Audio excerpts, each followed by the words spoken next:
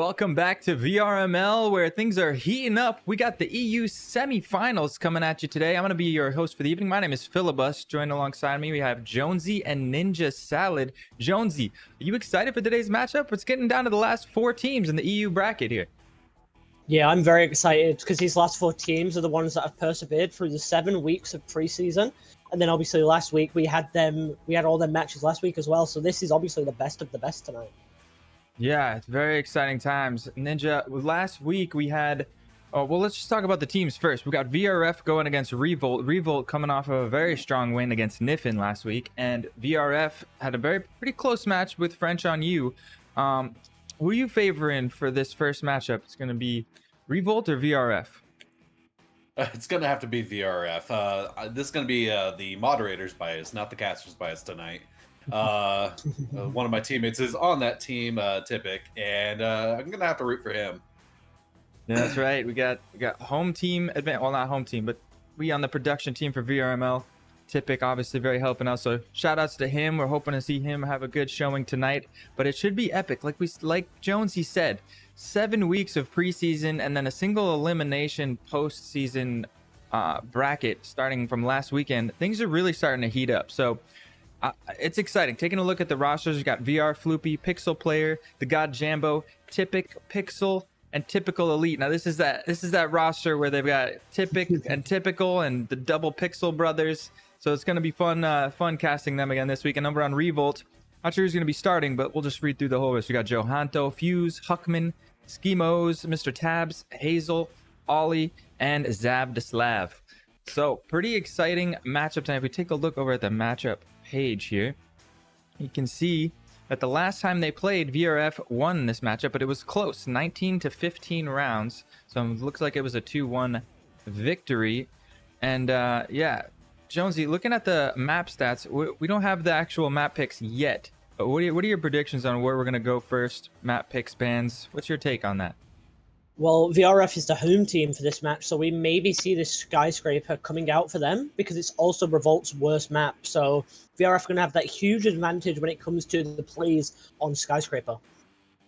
Yeah, and taking a look at Hideout as well, it seems to be the flip case situation. Revolt very, very strong on Hideout, and that is VRF's worst map. Both of these teams, their middling map being Factory, so perhaps it will come down to a Factory decider here. Yeah. Ninja, you talk about being a fan of Typic there, being a great moderator. Let's take a look, because later on in the matchup we have is actually Wolfpack versus IVI. So you want VRF versus who in the grand finals for later? I want IVI to take this. IVI has been a great team over the season. Been following them kind of closely. Me being NA, I hop into the EU brackets every once in a while, check their standings. But it's I think I'm going to go for IVI in the second match. Right on. Okay, you got the caster votes in for that. What about you, Jonesy? You thinking VRF versus IVI, or who are you thinking there? Well, going back to 2 weeks ago now, it was either week 7 or week 6 of the preseason, Wolfpack went against IVI, and it was Wolfpack winning map 1, but then they lost map 2 and then drew map 3. So it was a very close matchup, so I'm hoping for it to be a close matchup, but just due to the fact of who they are, I want IVI to have this big comeback because they came in late to the season as well. Nice take. I gotta say, I'm actually with Ninja. Well, actually, I'm gonna branch off a little bit. I'm gonna say VRF versus Wolfpack Grand Finals. But there you have it. That's your caster predictions in. Thank you guys so much for joining us in the YouTube chat. By the way, we could get predictions going, I think, on our Streamlabs bot for who you think is gonna win this first matchup, VRF or Team Revolt. Even if the bot's not working, pipe up in the chat. Let me know who you guys are voting for. But before we go into our little setup phase here, I just want to give a shout out to the sponsors of today's stream. First of all, HyperX providing great peripherals for us here at the caster's desk all the way to the champions stage. Microphones, headsets, mice, keyboards, amazing peripherals coming up from HyperX. If you're looking for an upgrade on your peripherals, you want something that's durable and is going to last you a long time, check out HyperX. And also ProTube VR, making some of the best gun stocks on the market. I myself use nothing but a mag tube by ProTube. I got a whole wall full of gun stocks. That's the only one that's up to scratch for me. So Pro2VR. If you got shaky aim in any virtual reality shooter, check out Pro2VR gun stocks. They can help you steady your aim in game.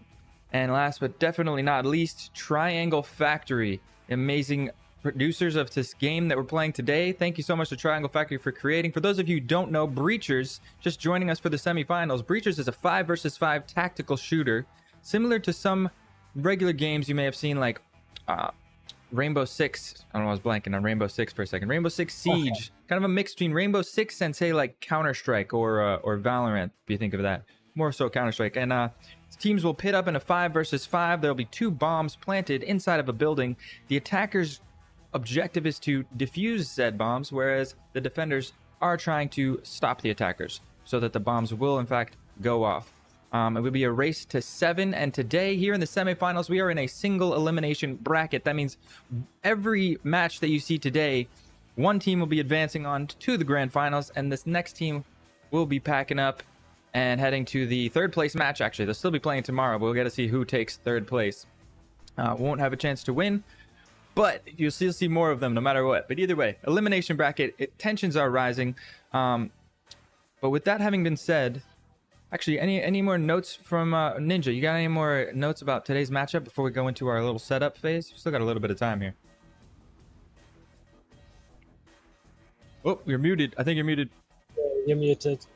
I am muted. Thank you for that. First caster buff of the night. I don't have anything additional to add. I should have used that 5-second mute time to think of something real quick. But no, up until the matches start, I'll bring some more information then. Got you. Jones, what about you? Any more takes before we go into our setup phase? It's the top 4 teams fighting against each other now tonight, so we're just waiting to see what happens in the matches, really. Absolutely. Couldn't have said it better myself. Revolt coming off of a nice 4-2-1 record, and VRF with only 1 loss sustaining their record. I believe it might have been to Wolfpack, if I'm not mistaken. But 2 very impressive teams coming at you. We will be back shortly. About 10 minutes time, we're going to be getting into the game, get our server set up, and we'll be live going into map 1 for you here. So don't go anywhere.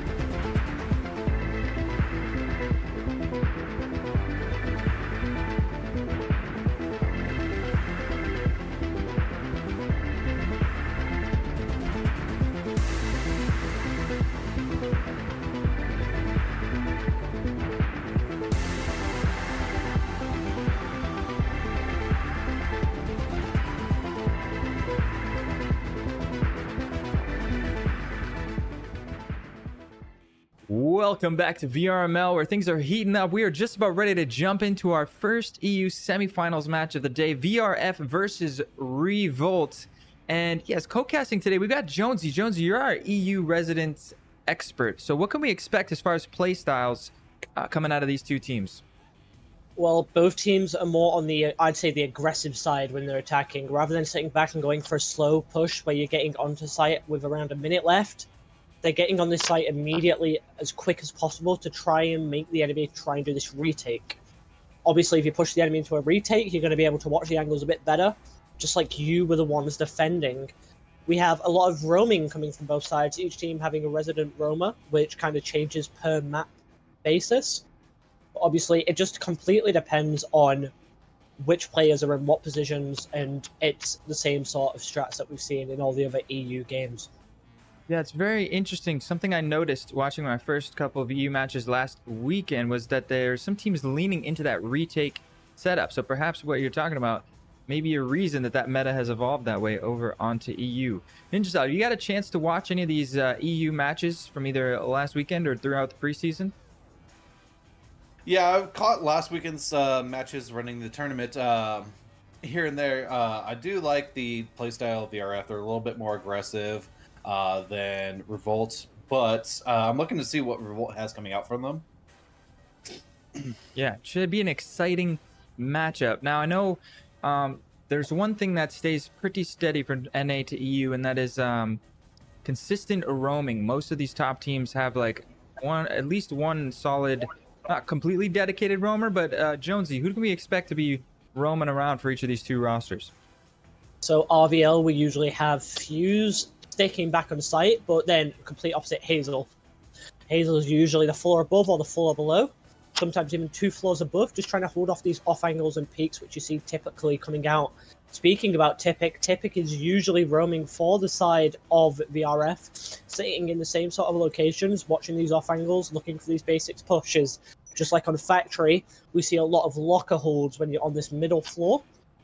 You see people just sat in there with like a shotgun or an SMG, and they get these picks which just flip the round completely.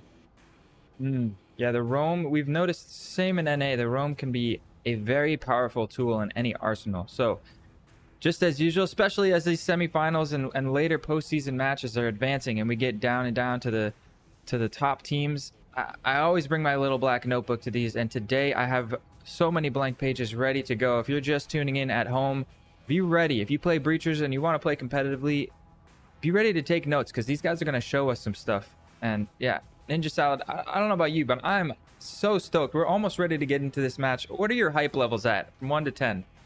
Give me some feedback here. It's still a little early in the morning for the NA right now, so I'm about a 7 for hype. It's 1 p.m. You know, I woke up 2 hours ago, so yeah. I'm alarmed with that sleep schedule. With you there, got my sweet tea here, trying to wake up as well. You know, it's the night owl sleep schedule, Jonesy. You gotta get with it. I mean, you're in a different time zone. You know what I mean? It's different for you over there. I mean, like, I went to sleep at 1 in the morning simply as I was talking to some people and trying to sort out some things. And I was up at 5 because it was too warm. But then, obviously, you know. Not to cut you off here, but it looks like we've got all 10 members ready to go in this server. Let me go ahead and give them the thumbs up that we are about ready to jump in to the first match, which, by the way, is going to be starting out on Hideout. I do have some insider information there. So it looks like we're almost ready to go, and the hype levels are riding. Ninja, you said you're at a 7. I'm about there with you, but it's pumping up to an 8 and a 9 as we get into the first round here on Hideout. Getting ready, going on board. It looks like VRF is going to be defending to start things off. Jonesy, it's time. Yeah, VRF are going to try and sit for these roamers. So something that we see a lot in EU, you have a resident roamer who kind of just sits around. You usually have minimum 3 people on site, 1 person kind of floating around the outsides of the site. So it's just completely dependent on where these teams decide to go. Yeah, Hideout, one of those great maps to start us out. It's one of my favorite maps. It's just got some great vibes to it, but it's a little bit smaller as well, so a little bit easier to wrap your head around strategically, especially here on this top floor where we're seeing the first bomb site spawn. there's not a lot of space to work around, so not a lot of different flank angles to worry about and cover, and the strategies tend to be simplified, so it comes down to just execution. That having been said, So we. Go Yeah. ahead. Go on. Yeah, we're about to get ready into this first round here. We're gonna go on board with Johantko. I'm gonna just call him Johan. With the drone as he works in through the floor below. It looks like he's clearing for roams. We've noticed a lot of roamers do like to play down here and get a little backstab going on the main lobby staircase. And it looks like it's gonna be a play towards A, Jonesy. Yeah, so we're going to see this family room here, this lobby. They're going to come in from upstairs and they're going to run straight towards that breachable wall. Either they're going to blow it up or they're going to peek this door where Typical is sat right behind.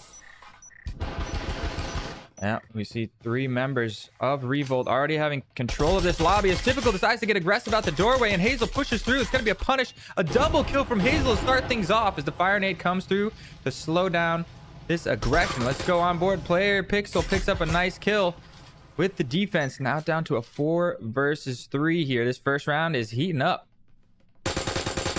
Yeah, we have this peek from on top of these boxes as Pixel gets a few shots off onto Johantago as that grenade goes out towards the door on A. Pixel still tucked into this corner here. Behind the box. Very powerful position. That wall is foamed. They're finally going to blow it here. The 4 remaining members of Revolt ready to push in. There comes the aggression. Hazel's in. He's got the bomb down. The EMP, excuse me, on the wall. Johan pushing in. Getting a headshot by Jambo over the corner. Now down to a 3 versus 3. And with Hickman so low, this is looking a lot more doable for the defenders. Hickman getting that kill there now as Hazel works her way up, getting them kills as Skimmos picks up Jambo while Hazel takes down Pixel for the round 1 win for RVL. Yeah, beautiful start to this matchup. We couldn't have asked for a better first round, and the attack from Revolt is going to hold. The post plant setup coming out strong. Two players remaining left alive, and now always interested with these EU matches on the buy setup on the second round. It seems there's more teams in the top 4 even on the EU side that after they win the first round, they still just save all pistols. They don't do any kind of gambling investing. They don't even buy any omens. They just rock pistols. They give another pistol round, which to me, I get it. It's conservative. You bring more money into that full buy into round 3, but you're also giving up that advantage you could have to guarantee round 2. It gives the team that lost the pistol a chance to win this second round more than I like. Jonesy, what's your take on the buy strat here? Yeah, so these team members have probably researched the damage, and I got a little bit of intel that the Omen from 10 meters is 3 headshots, but the Spectral from that same range is only 2. So having that pistol saves you a bunch of money, and it's also just a little bit better for working out in the end. Yeah, definitely the conservative economic choice as we go on board once again with Johan with the drone. Again, clearing out for roams, this time on the floor above. And it looks like they're setting up for the hatches. We know that there's nobody on here, so let's go on board. The rest of the team looks like they're taking control. They're blowing this wall here, which is an interesting choice. Unless I've got the foam glitch again. I guess they're really on that wall there. We're really expecting a roamer up here, Jonesy. Yeah, so usually you have someone roaming upstairs because we see the garage hatch and the kitchen hatch being opened. You open them both at the same time, you drop through one, and then not expecting that loud noise to come through. As we see the wall onto B site now open, so maybe a late quick plant coming through. We got another drone from Jonesy coming out, immediately getting dropped though by player defending in the storage. That was Pixel over there in the corner as Hazel picks up a kill. Looks like they breached the wall onto B, and we're missing the fight here. Just as they drop in, Johan very low on HP. Fuse dropping in as well, getting taken out down to a 3 versus 3. But they have control of the bomb set, but they don't have the EMP. Yeah, so we see the EMP down, which means that that person has fallen as we see this recollect coming in for this now 3 versus 2 health advantage on the side of RVL. EMP is going to be recollected, and we can see on through the HUD there that both of the remaining defenders on VRF are rotating back through this connector here. Let's go on board and see how the defense pans out. It's going to be a retake situation, Jonesy. Yeah, so we see this plant spot. Ooh, not even able to get past the first one as Skamos completely shuts down the retake and secures the second round for Team Revolt. Yeah, so that plant spot there is beautiful. You don't have to sit on the site to watch it. Instead, you sit up on the hatch. Not on the hatch, you sit on the staircase. And you just kind of watch. You listen for the sound, and then you can peek it, get an easy headshot. And you're getting that kill advantage to take it through to the next round. Absolutely. And we look at the scoreboard here. Really leading the charge is Hazel. It's 5 kill. Wait, is that right? Wait. Could that possibly be right? Oh, we're missing a couple of stat lines on there. They look. Which one? Some of the kills No, aren't that's correct. popping up. That should be correct, isn't it? He's not the only one. Hazel's not the only one with kills on. Anyway, well, maybe we'll just shy away from that overlay for now. But Hazel definitely leading the charge here for these Ninja. What did you think of those first couple of rounds? Oh, those first couple of rounds were pretty good. The shows two different kinds of attacks. You have one that in the first round, which was the full push on A, all 5 members coming in at the same time, all 5 stacking up on A, and then on the second round you had a split attack onto the B site, which shows 2 different kinds of strategies. Definitely seeing some variety. We'll have to see what comes out as Typical tries to get aggressive through that doorway. Being spotted by the drone is instantly shut down by Hickman, and that is an instant player advantage going up for Team Revolt. That aggressive player really not playing out for him. Yeah, he's lost his Vezin now, which means that next round he might not be able to afford that, and maybe a team has to buy it. As now the drone goes onto A site, and Floopy is noticed as the wallbangs come through. That's right, drone finally getting taken out here. And we got, was it 4 members, the remaining 4 members from VRF all stacked onto this A bomb site. So perhaps expecting the same kind of setup, and from what we can see, this guess could be absolutely correct. Yeah, we're going to see these stairs. We have Johan on the stairs while we have Hazel up on this box, just trying to keep an eye onto site as now Johan goes to put down the foam. VR Floopy going for the peek, gets 1, gets 2 with that Omen. Oh, the Omen coming in so huge here. Just amazing from VR Floopy there. Double kill, backs up, doesn't manage to collect the Vezin, but the damage is now done. 4 versus 3. The attack has been called out. And yeah, this is going to be a lot more difficult now for Revolt to get back into this round. Yeah, we have that incend there going on the door, so Hazel cannot rush it. Simple used as a way to stop the teams going in as the wall goes down. Floopy maybe going for another, but gets flashbanged. Hazel gets 1 as Pixel takes down Hazel. Skimmo's picking up Jambo on that crossfire. Mew's going to be dropping in from the roof down to a 2 versus 2, and they're sticking tried and true. That EMP we can see is down on the A bomb site, tucked into the corner there. But with a minute left on the clock, the pressure is mounting. Revolt have to make their move and recover that EMP at the very least. Player Pixel in a perfect position to defend here. Yeah, we see this crossfire coming over. And we do not see any shots actually landing as Pixel and Player Pixel still peeking, trying to get these shots off. No one taking any damage as that proximity alarm goes off. Skimmo's getting hit a little bit as the EMP goes down. Hughes not quite able to get back out to safety after he gets the EMP down, though, but that leaves Skimmo's in a 1 versus 2 here for the post plant. Not sure if they realize that he dropped down. He could be able to get a bit of a surprise attack as he comes up the stairs. He's going to see Pixel on the bomb, going to be able to get the first one and the second. A nice little 1v2 with Skimmo's there, clutching up for his team. Beautiful play. Yeah. Ninja, I want to get your opinion, because that is now VRF putting their first round on the board, going up 2-1. And a little bit of economic damage done. You can see over in the UI that Revolt is still VRF does not. Wait, I'm sorry. Revolt won that round. That was a clutch from Revolt. I apologize. Caster's mess up there. So Revolt up 3-0, and now you can see VRF doesn't have a lot of money. What do you think VRF needs to do to start putting rounds on the board here?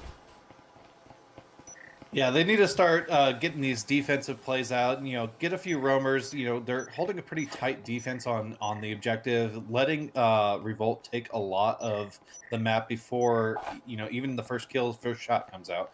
That you saw a little hyper aggression from I forget who it was on the balcony early on that map, but that was shut down pretty quickly. That was the only real aggression we've seen from the defense in these past 3 rounds. Yeah, with typical light there, trying, I think, peeking out the balcony you're talking about. I agree. Maybe a little bit more aggression, but that was a bit over risky. There's no chance of him getting back from that attack, and immediately shut down and punished there. As we go on board, so go ahead into the fourth round here. Take us away, Jonesy. We see this basement site again, and we do see Johan going straight for that drone as Fuse pushes up to the door. Jambo getting noticed in the corner, maybe? No, he doesn't. Grenade going out to the far side. Jambo just kind of sat there. No one knows he is there. Typical going for the peak as Fuse throws a second nade, landing just behind Typical as he hides behind that cover. Flashbang out. Oh, the flash is good. Are they going to check the corner? They're not seeing Jambo yet. Typical Light with the distract. No, the backstab with the Cyclone is going to pick up one, going to pick up two. Finally gets traded out, and Typical Light now in a position to defend is going to be able to duck back into the bomb site. How does he get away with that? Finally getting dropped, and it looks like Revolt are cleaning up this round as it's just player Pixel left. Omen in hand, but with 2 points of health from a 1 versus 3. Not looking so good for VRF here. But this was a save round, so not all is wrapped up in this one yet. We're going to be going into 5th round here, and it's going to be another buy round for VRF. So we do see the usual plant spot where you can watch it from the top of the stairs. We saw there, though, Johan sat in the... Not Johan. Jambo sat in the corner there on the in the little room. That is a wonderful spot to sit in, because if he had a Vezin, he would have got so many more kills, because that Spectral just wasn't dealing the damage we needed to get the kills quick enough, as we may have a save coming in from Pixel. Yeah, he did manage to find that Vezin. Also found himself a healing syringe. That is a lot of value to bring in for the next round, even though they should have enough money. But actually, yeah, VR Floopy looks like invested into some util here. And with this Vezin save, they should be able to get 5 rifles and a bunch of util up for this 5th round and put up a better fight. It does look like we're going to see the save, so I want to get Ninja's opinion here. Looking at this match so far, prediction, I mean, it's depending on which bomb site we get, what other than aggression, what adjustments would you like to see from VRF here now that they have some guns to come into it? So hopefully it looks like a lot of these are 1v3 engagements. You know, there's some backup and assistance from the other players on VRF. You know, Typic Light is a very good shot taking on most of the offense by himself. So hoping to see a little bit more of those with a full Vezin buy coming round 5.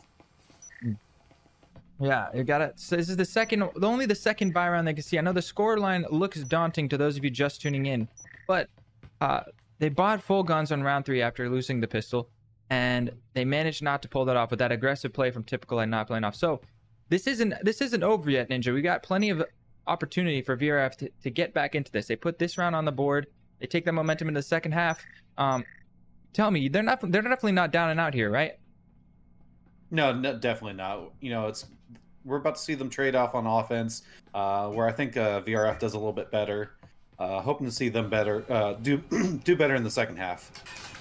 Absolutely. So we're going into this 5th round, the second gun round, as Pixel going to get an opening pick onto Fuse there. We're going on board with the drone, but it looks like once again with those guns, they are deciding to take those aggressive gambles, and this time paying off.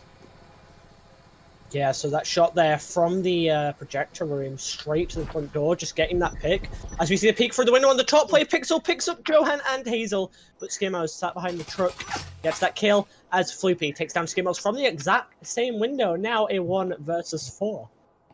Yeah, we're over here thinking the drone is the thing to watch. You know, they're just aggressive out of that one window, managing to pick up the first 4 kills of the round, leaving Hickman all by himself in a 1 versus 4 situation.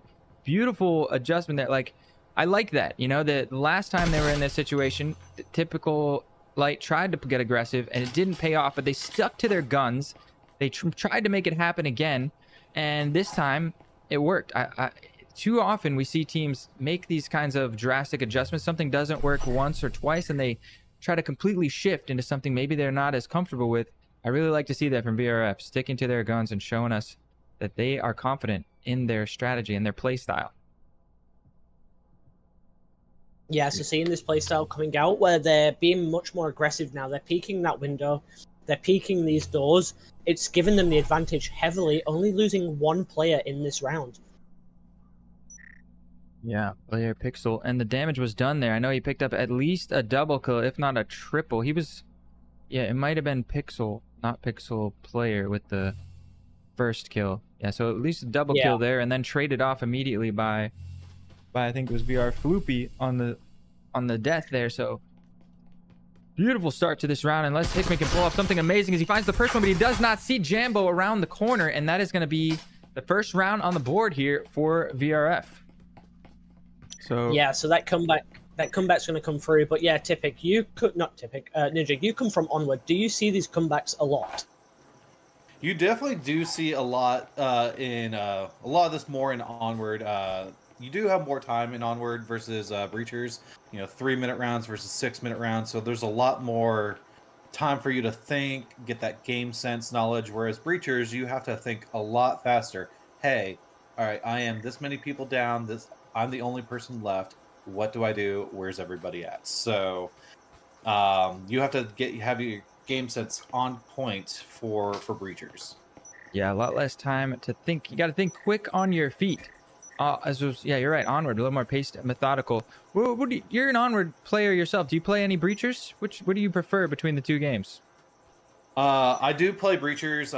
My team took this season off as we weren't competitive very much. I do like Onward a little bit better. Sorry to say for the Breachers community. I started VR with Onward 3 years ago now. It's kind of been my bread and butter.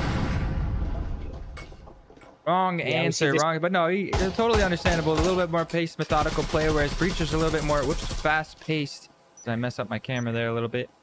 Fast-paced action. Speaking of fast-paced action, we're getting into it this round right away as they breach that wall onto B, and things are already heating up here in the last round of the first half. Yeah, so we see this wall coming down for this quick plant that we've already seen twice before. If they get that EMP down, then I reckon it's going to be hard for VRF if they have that player deficit to get that refrag. As we see the grenade trying to get that static field emitter. Actually, no, the grenade coming out by VRF, trying to just get a player, which doesn't happen. Yeah, and the interesting pick here is Player Pixel, as I was about to say, but Player Pixel getting picked up by Skamos. Very good awareness from Team Revolt on the attack, peeking through that front door. We didn't quite see it on the camera, but that is going to be the opening pick going to Revolt. It's an important one too, because he was in a seriously good position as the roamer up here to do some damage. Once this hatch gets blown, backstab potential now removed as the flash comes in. Typical light completely blinded out on this, but do they check? The flash clears. He's not going to be able to get a pick though, as Johan pushes him down, and that's a 5v3 player advantage for Revolt. Yeah, we saw a flashbang go out there as Floopy gets picked up from behind by Skimos as he picks up Floopy over behind there, now shooting into Boiler Room. We see this deficit that we're talking about, this 5 versus 1 coming out, and Pixel's the last one alive as he peeks and Fuse takes that kill, now having that 5 points in the first half of this match. Yeah, brutal first half if you're a VRF fan. Revolt, though, coming in strong with a 5-1 lead. Ninja, what's your take going into the attack here? What do you think about VRF's chances? Do you think their playstyle is going to play a little bit better on attack here? I think their playstyle is going to do a lot better on the attack here. Judging by how low, the aggressive players here, and they're well-trained shots. You saw a lot of players like Typic and Pixel coming out with some great headshots in the first half. So I'm hoping to see that offense in the second half here. I agree. And also the map favored as well. This is one of our more attacker favored maps out of the 3 maps in the pool so far. So yeah, excited to see. And about Revolt on the defense, they really got to hold it down. I mean, like we've seen before, a big lead, 5-1, 4-2, can get diminished really quickly after this all-important pistol round, depending on which way it goes. So, but VRF really need to put this pistol on the board in order to make this comeback start to happen. And we're going to see a quick hatch drop come in. My goodness, the bullets are flying, the crossfire is in, and it is Revolt coming out on top here, and that puts them onto map point. I completely missed that round. It literally, within about 30 seconds, that whole round was done. Yeah, it happened quick. Saw the hatch drop coming in, and yeah, Skamos picked up a nice little double after Pixel dropped.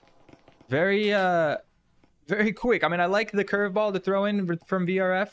On the pistol, though, it's a bit... I don't know. The attach drop is always a gamble, in my opinion, right? Because it can pay off and catch the enemy with their pants down and completely take the round swept by force. Or if they're ready for it, it can backfire and blow up in your face, as we saw there. And for such an important round, I hate to see... I don't know. Maybe it was just no risk, no reward, right, Ninja? Yeah, exactly. You know, you can run into, with breaching 3 people through that hatch at one time. You could run into 1 person, you could run into 0, you can run into the entire defense, as we saw there. They breached in, they kind of spread out, but it was kind of a slaughterfest right at the bottom of that hatch. Slaughterfest. There's an interesting idea for a team name. Slaughterfest. I like that. We're going into now. VRF backs against the wall. Not a lot of slack to work with. We got a bottom floor bomb site here, and yeah, no roams on Revolt. They're just gonna play tight into the site. I like this adjustment from them. Yeah, we see the hatch coming in from Garage, where Skimmos is downstairs, trying to be careful, and Skimmos has that Vezin, gets the headshot through the door onto the stairs. Beautiful opening pick, but Hazel getting picked up by Typical. And where is VR Floopy here? Not quite able to find the headshots, but player Pixel instantly trades him out. But now it's just the Pixel brothers left. Now it's just the Pixel player. So in this round, back and forth, can't even keep up with the action here. The trades are coming out all over the place. Yeah, so we see player Pixel picking up Skimmos on the exact same angle that his teammate was picked up from. So holding that angle, knowing that someone could peek you, is wonderful. Ooh. We do, yeah. Oh, the double trip mine on the stairs. Almost walked right into it. That was. He's very lucky. He's now going to the other stairs. He's got to be careful though, because his health is not in the advantage, especially when the other team has a Vezin. Yeah, 1 trip alone could finish him off with this health, and that was a double trip. That was definitely his life, and he almost stepped off that step. That was about as close as it gets here in Breachers. Player Pixel has been... We've seen him pop off before. I wouldn't count him out just yet, but 1 versus 3, and with Hickman having a Vezin in hand, it's not going to be an easy ask. No, he's going to come here to the A door, sees the door blocker there where Johan is sat behind, so he can't even really break it. He doesn't have any util to use. He's got to be very careful. EMP in his back pocket. He's going to have a little dance as he just works his way around to these stairs where he was before. That's right. Taking the long way around to the big staircase. And another door blocker throwing his hands in the air. He is not happy, but you got to give it up to Revolt. Their defensive utility placement, perfect. Because no matter which way he wants to go, he's going to have to make some noise breaking one of these door blockers. And it looks like he is going to go for it on the A bomb site. Yeah, he's punching that door out like his anger on this enemy team as he gets beat by Boiler, and Hitman and Johan getting them crossfires means that RVL win map number 1 Hideout. That is a Revo win on the first map. It's gonna be the first map taken. Dominant performance, 7-1 scoreline. Just VRF unfortunately not able to get the ball rolling there, as it looks like our stats finally updated perfectly, and everything is rolling, Ninja. Here as we get to the semifinal on the way. We're looking into our second map. Really strong performance. What did you think of that first map? You're muted again. Unmute. Unmute. Thank you, the HyperS Quad 7 mic with his touch to mute button. I tend to forget it, even though it tells me it's on or off with this flashing light. But yes, it was a great match in the first map, but unfortunately VRF couldn't pull through. They were getting some kill counts you see off to the side. Pixel player pulling out a nice 6-piece. Others 3-4, 3-4. On the other side of the team, you had Skim pulling out a nice 15. Definitely the strong shooter of that team. Hideout is a very tactical, very heavy pushing map. Like you said, it's an attacker friendly. You got some quick plays. Hopefully we'll see in Skyscraper or Factory the roamers come out, where you got the nice spread out defense, and they can definitely put a thorn into both team sides. So we'll see who does what with that kind of play style. Yeah, absolutely. Yeah. You couldn't be more correct. Schimo's there, 15 kills, and with the only being an 8-round matchup, that is a pretty intense scoreline. So once he gets the ball rolling like that, you got to shut someone like that down, Jonesy, or he can just run away with the game. What do you think this next map is going to be? It's going to be either Skyscraper or Factory. Quickly, before we get the insider information. I don't have the insider information because my spectator's just short, but I reckon in VRF, they're going to struggle on Skyscraper, so I reckon RVL are going to pick Skyscraper. You think it's Revolt's pick? I think I was figuring it was going to be Skyscraper as well. Let's take a look, as it does seem we were both wrong. It's going to be Factory. I think that maybe it was VRF's pick then. I think Revolt... It's crazy because VRF, if we look at the matchup page again real quick, the Hideout should have been VRF's favorite map, I believe. Oh no, we had it backwards. We could have predicted this. Yeah. Factory being the next... Yeah, this being Revolt's favorite map. Actually, VRF, if it was their map pick, they should have picked Skyscraper, statistically speaking. But maybe these players perhaps not looking and analyzing the stats in the same way that we are. That's fine. It's different seeing it here at the analyst desk versus being in the seat of your pants playing the actual game, plugged into virtual reality, by the way, seeing the game like never before. Those of you who, I mean, most of you here are in love with VR esports like we are. And Ninja, it's like nothing else, right? VR esports, I mean. Playing VR esports is like nothing else, you know, being, you know, pushing a button and, you know, shooting in, you know, pancake game, you know, what we call it in VR, you know, pancake games like Call of Duty or Counter-Strike, you know, stuff like that. That's one thing. But actually having to move your arms and, you know, use the Pro Tube stock and just get into the action, your heart rate is just sitting in a corner. I've never played Call of Duty where my heart rate is just pounding, holding an angle, you know, not even doing any extra work, but with VR, it is one of those things. You can be doing nothing and still heart racing.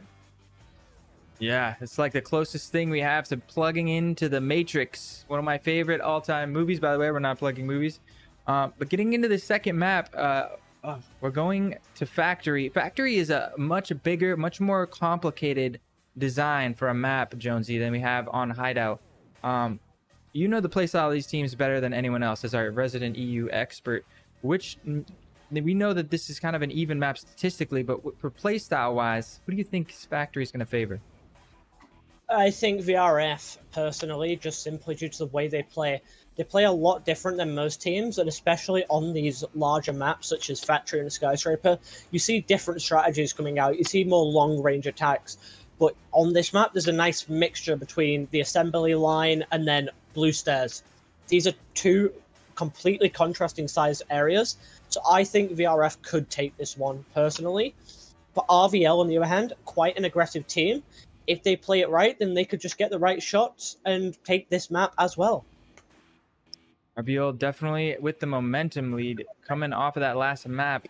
And momentum, we know, can be huge. The mentality, the mind games, these types of things can come into a massive effect. And even if a team that we think statistically should win, right, you got to stay mentally strong.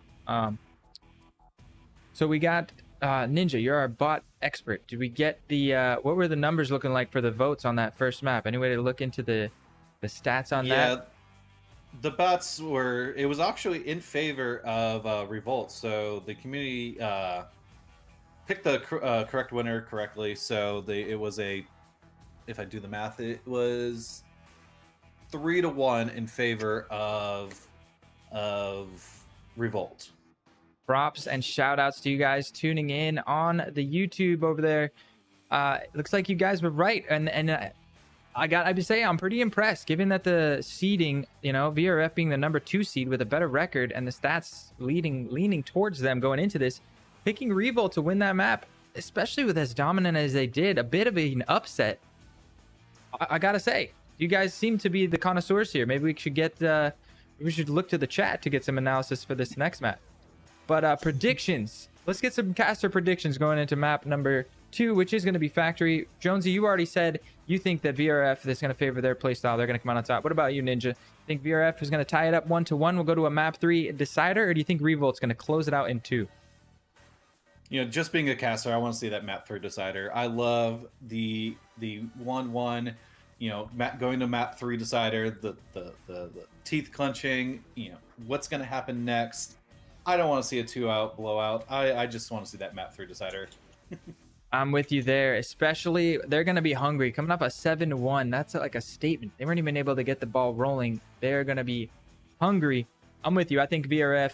So we got a unanimous vote here on the caster's booth. Let us know in the chat and with the bot, those of you tuning in on YouTube, who you think is going to win this next map.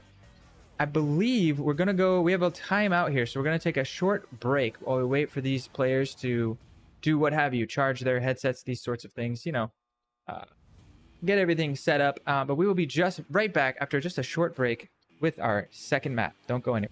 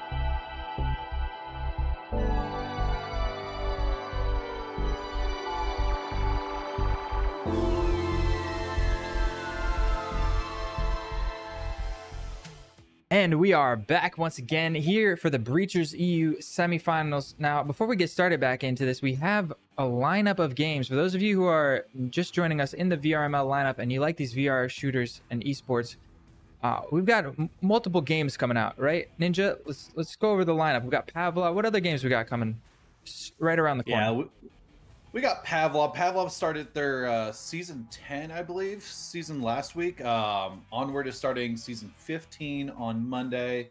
And our newest lineup to the VRML is Tennis Esports. Tennis Esports is literally tennis in VR. There's not much more you can say about that. They just had a big tournament. Check out their website, tennisesports.com. They just had a big 10K tournament in Canada, I believe.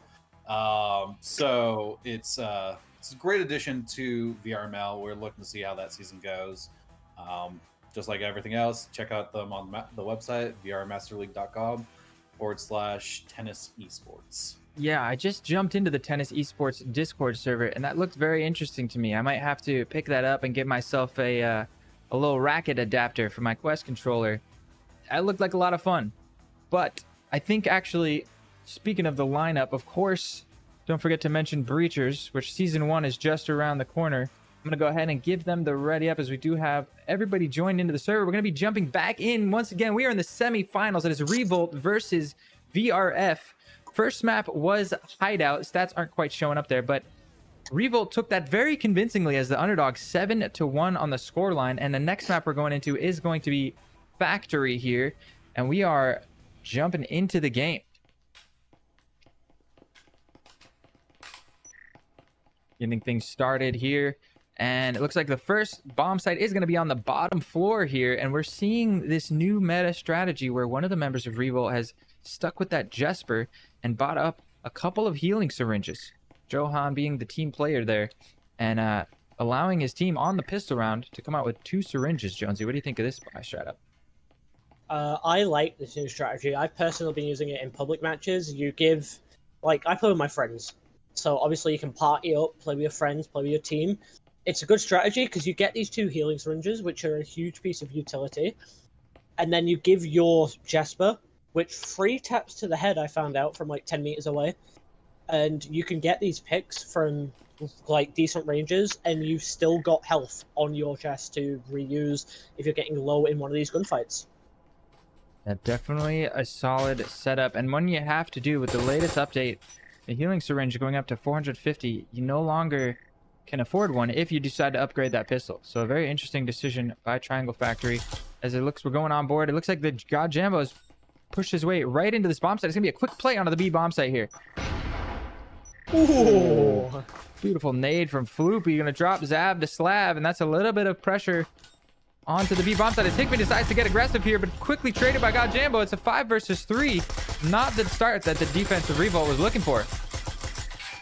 Yeah, we see Johan in this corner on this box. Floopy looking for his way out, and he hasn't seen Johan. Johan going for some shots. Floopy finally noticed it. But he botched the reload. He gets to pick on Skimmos, but they both just were stood there in front of each other for a good period of that bit of round. We do have a very close game as Typical picks up Hazel. Now Johan in this 1 versus 4. Now 1 versus 4, you're normally very hard, but after killing Floopy there, who had most HP, 2 of these remaining players are 1 tap. This is not the most undoable 1 versus 3 clutch you've ever seen. I'm gonna be able to find God Jambo there. Now it's down to just a 1 versus 2, but not a lot of health. But he has that healing syringe. This is doable. Yeah, so this is very much doable. That syringe coming in hand. Pixel is sat on the bomb while we do see Typical just sat on this box waiting to try and get this pick on this, but we do see Johan going for the save by the looks. No shot. He saves you. I feel like he had such a solid chance to take that round. Just enough time left on the clock. But looking at this positioning from Typical Light and Player Pixel, man, what a crazy first round to get things started off. Ninja, we couldn't have asked for a better first round here on Factory. Yeah, this is what I was talking about with VRF. Pulling out the stops. The better push, better coordination than we saw on Hideout. So I'm hoping to see a new team from in Factory. Yeah, so far playing into your expectations wildly. That was a very aggressive play onto the B, and it looks like they want to keep the momentum going. As I think I saw someone buy a Vez in there. It looks like they might have sold it immediately. But this is how it starts, right? This is how VRF wanted to get this started to take us to that map 3 decider. Yeah, so we obviously if we get this 3rd map decider, it's going to be a much more faster paced game, because that 3rd map, it's going to be nail biting, because one of them will go into the 3rd place match tomorrow, and one of them will be going to these grand finals, which are also tomorrow afterwards, after that 3rd place match. So it's all for that wonderful, it's bragging rights if you get to the finals, never mind win those finals. That's right. Being it is single elimination, the loser technically eliminated, but we will get to see them play for that 3rd place, just because we can't have the tie for this 3rd spot on the podium, right? Right, Ninja? We gotta see 1st, 2nd, and 3rd at least. We gotta see 1st, 2nd, 3rd. 1, it's better for the community. 2, it's better for the like you said, that podium. You can't have a tie. You can't have two teams sitting on that third spot podium. Yeah, this'll go by with them for the whole of the VRML as well. These preseason champions, as these shots come through, that grenade landing a little bit short of Zav, as Hazel is coming from behind of lockers coming up orange. Yeah, we've got complete control of lockers. Already gone over, but Hazel with the flank over here. Oh, just missing the action. Hazel is going to be able to pick up a third, and it's, oh my goodness, all down to VR Floopy, left by his lonesome on the rooftop. What a brilliant flank from Hazel. It was so clever. I didn't even see it, and I'm in the spectator mode flying around. Yeah, so we saw Hazel coming from behind, going straight down orange stairs at the start, mainly just, it's a good place to sit. They'll come through lockers. It's Hickman peaks that. Floopy, I reckon they were going for the roof plant, where you sit on the hatch, you open up the wall onto A site, and then you just hold it from above. We see a lot of that coming from this EU, this whole EU side, this whole like preseason championship. Yeah, we know how powerful that plant can be. So Ninja, VRF immediately getting shut down. This momentum was kind of halted as we go into the first gun round, and they're being on the attacking side. What do you think about Factory versus being attacker sided or defender sided? It's a little of both, depending on the bomb plants. Like we just saw that had they come in and breached that wall and actually got a plant there, that is a very hard bomb to defuse once that EMP is planted. You know, other maps are definitely defense sided, as we're seeing in the next map here, or next bomb site here. This is I believe one of the better defender ones. I couldn't agree more. I do think that this is one of the maps where you go back and forth. Some of the bomb sites are attacker side favored, some of them are defender favored. Whereas you have a map like Skyscraper where most of them are defender sided, or Hideout where I feel like 2/3 of them may even be attacker sided. As we get into the third round here. First gun round coming out from both teams being able to have a full buy. Let's go on board with the attack. Now it looks like they've already taken control of this top floor here. Setting up for some hatch plays. Zab to Slab finds typical light over on the roam. Yeah, picking up that roam kill is a wonderful way to secure your back. You're not going to get flanked. And obviously, becoming an attacker, if you have that roaming attacker, it's not going to work out for you. Now Jambo with that cloak. Nade comes through though. A lot of damage done. Jambo's going to be able to heal that up, but and EMP in hand with 5 versus 3 already to get this round started. A quick drop through the hatch. Looks like they are trying to get control of this A bomb site. Yeah, we could be going for another hatch play here. You plant on the kitchen counters, and then you just watch it from the hatches. We do have Hazel and Zab ready for this peek. As the other wall goes down, Zab picks up Floopy on the roam. Peeking outside. That's the second time an aggressive play out the window has gotten Revolt some value, as Pixel now left all by himself in a 1 versus 5. He's going to find the first one. But yeah, we saw a pick through the bathroom window at the beginning of the round, and then Zabdislav vaulting out onto the gravel and killing someone on the roof there. Just the aggressive plays from Revolt on the defense are paying dividends. Yeah, so this aggressive play style is exactly what you need in a game like this. If you throw off a defensive side with a really aggressive attack, you're going to get that player advantage almost immediately. Going to agree more. And now Ninja, we've got Pixel saving his gun here, so at least they'll have one rifle, but without his team able to buy off to him, what do you think that the game plan should be for VRF going into this 4th round, which is going to be basically a save round for them? Yeah, this is going to effectively become a save round. What they're going to have to do is either buy SMGs and pray that they're better than the rifles, or they're just going to stick with pistols. I think we're going to see probably a pistol buyout from VRF. You know, you can't go too many rounds and lose too much economy going into, you know, assuming round 4 is going to be an economy round. You can't go round 5 buying SMGs and everything else. You have to go with those Vezins in round 5 and 6 if possible. Yeah, I couldn't agree more. We've seen it a lot in our lower ranked matches, but now that we're into the top 4 teams of each region, you really stop to see it at least in NA and EU for sure, you never see any of these teams falling into the trap of force buying every round for the rest of the half, right? Where you get stuck, you force buy, and then you're behind, you lose the round, but you feel like you have to desperately attempt to win every single round, and you just never get a full buy going ever again. So I think for those of you just tuning in or a little bit newer, that's an important note. If you get in with a team, some of these rounds, you just got to let them go, right? Yeah, exactly. You don't need to buy the Vezin, the Omen. You know, you can stick with the Jesper or the Spectre or the Cyclone even on a pistol round.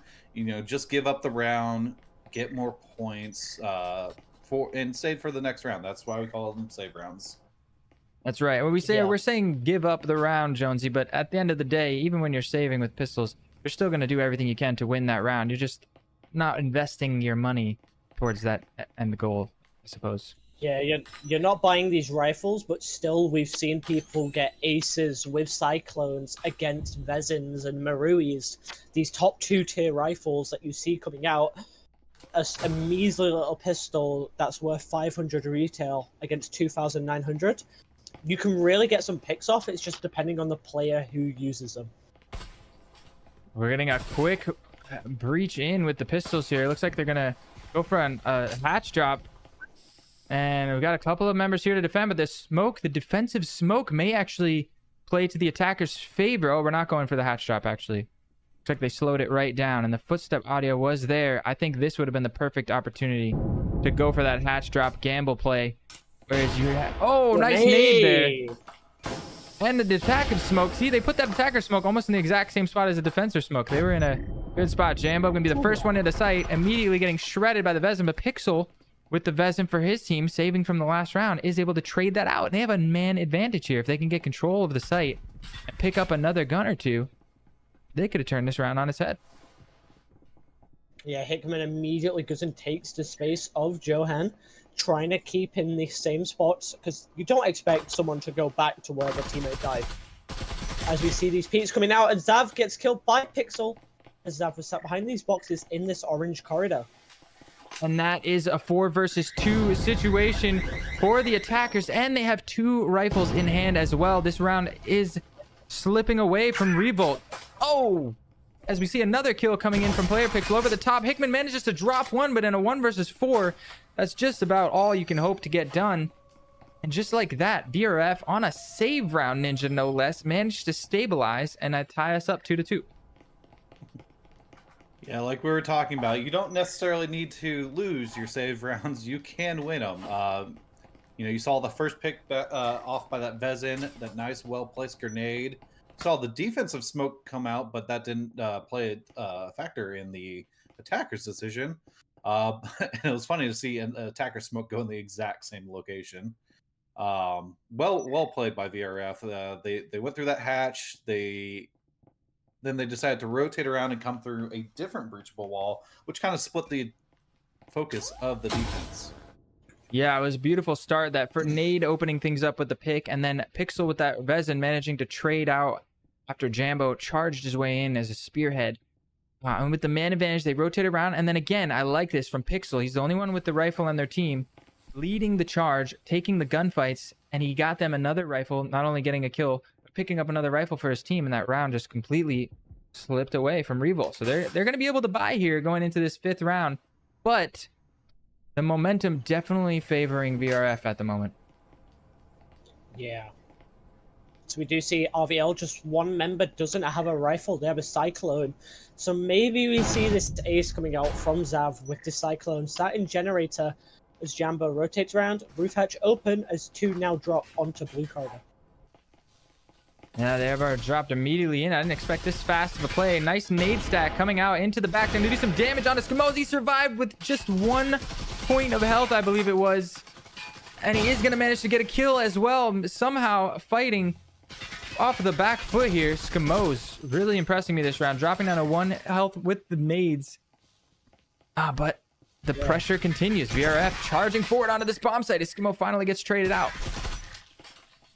Yeah, we do see the picks coming out now. 3 versus 2 for the side of RVL as the flank comes out flank by Hazel. He missed it.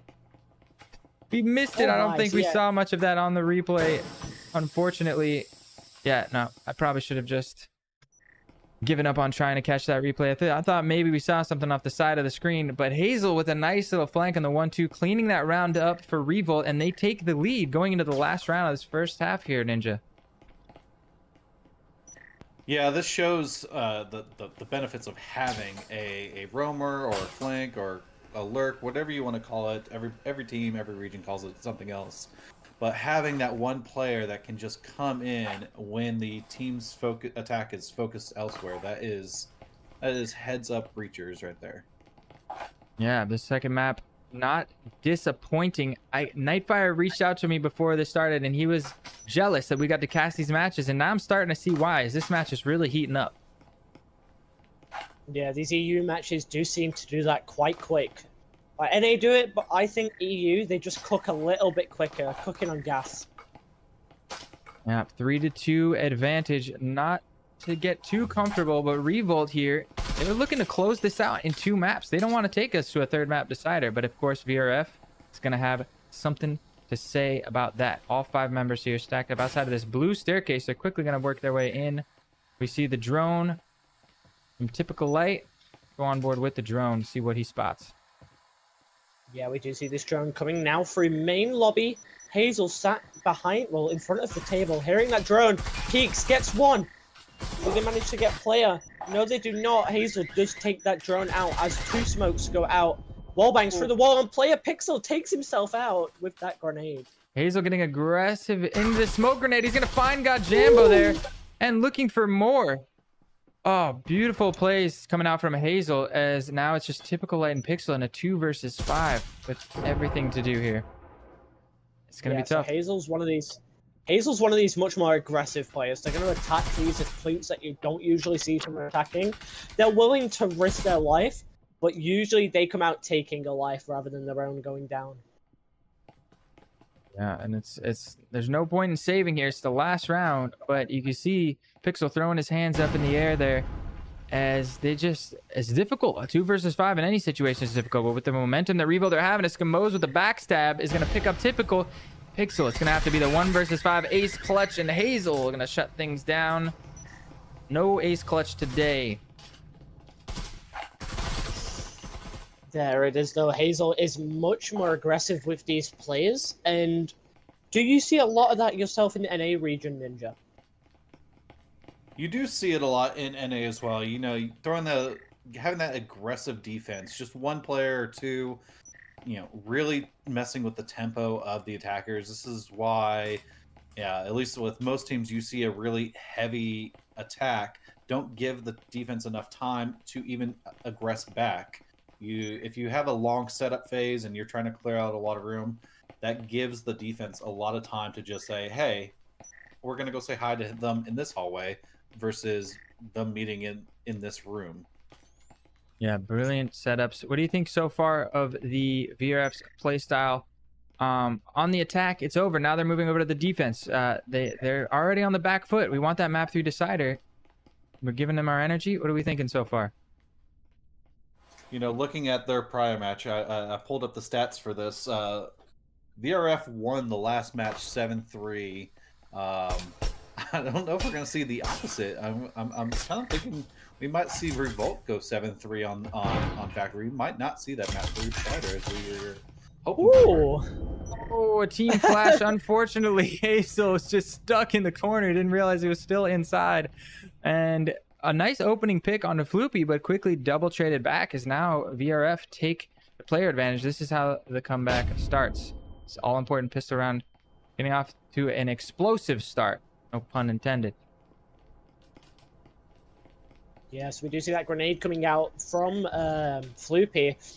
What he was is he was holding that grenade primed in his hand, sat in the corner waiting to kill anyone coming in, but he was flashed. Same with Hazel. As Hazel gets stuck in the corner, someone came in, shot Floopy, ran, and then Hazel stuck in the corner, couldn't run as that grenade goes off. 3 remaining attackers from Team Revolt are going to throw everything in the kitchen sink at this B bomb site, but as we can see, all 4 remaining defenders from VRF are here to fight. Is it going to be a battle on the B bomb site from the storage room? Nobody set up for the backstab. Slab with a nice dash across the hole in the wall, trying to bait out some aggression. Oh, and Jambo with a nice Taurus one tap, and that's going to be a 2 versus 4 difficult situation. If you're a Revo fan, as Pixel's just getting aggressive, charging straight in, but finally traded out. And Typical Light going to close things down. Yes, we see VRF there now coming back just a touch, bringing it now 4-3. Yeah, coming out for that pistol round. What do you think about that, Ninja? I know you were watching and you got your analysis book open. Break that round down for us. This is what we're talking about with the defense. You know, pushing out, meeting them at that breach door with grenades, with some nice picks. As they entered into that bomb site, it was also the same thing. They didn't let the attackers just sit in that hallway. You saw Pixel push in for a quick little out the door pickup, and then got a little aggressive, but it worked out in the end. You know, this is what we're talking about prior to this, is keeping that defense aggression on the offense. Don't let them come to you. You know, meet them at the door. Don't let them come through that breaching door without at least a shot to the face. Yeah, I agree. It was a great timing from Pixel as well. Just as the attacker started to get a little comfy in that storage, just pushed in and threw a wrench right in their attacking setup. Getting started here into the 8th round. Jonesy, take us away as we go on board with Johan on the drone once again.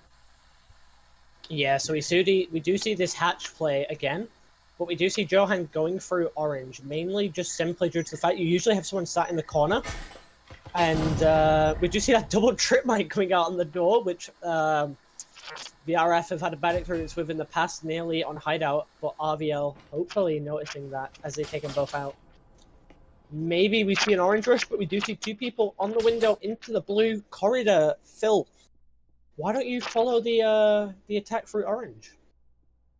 Through orange. Are they already working their way? Nice following Hickman and Zab to Slab as Hazel's dropped to the hatch. I think it's going to be a back blue hall play, actually, coming in as Hazel's already worked his way in towards this locker. It is going to be a crunch into the locker side, but all 5 of the defending members of VRF are playing so tight back onto this bomb site. Zab to Slab going to pop a couple of holes in the wall.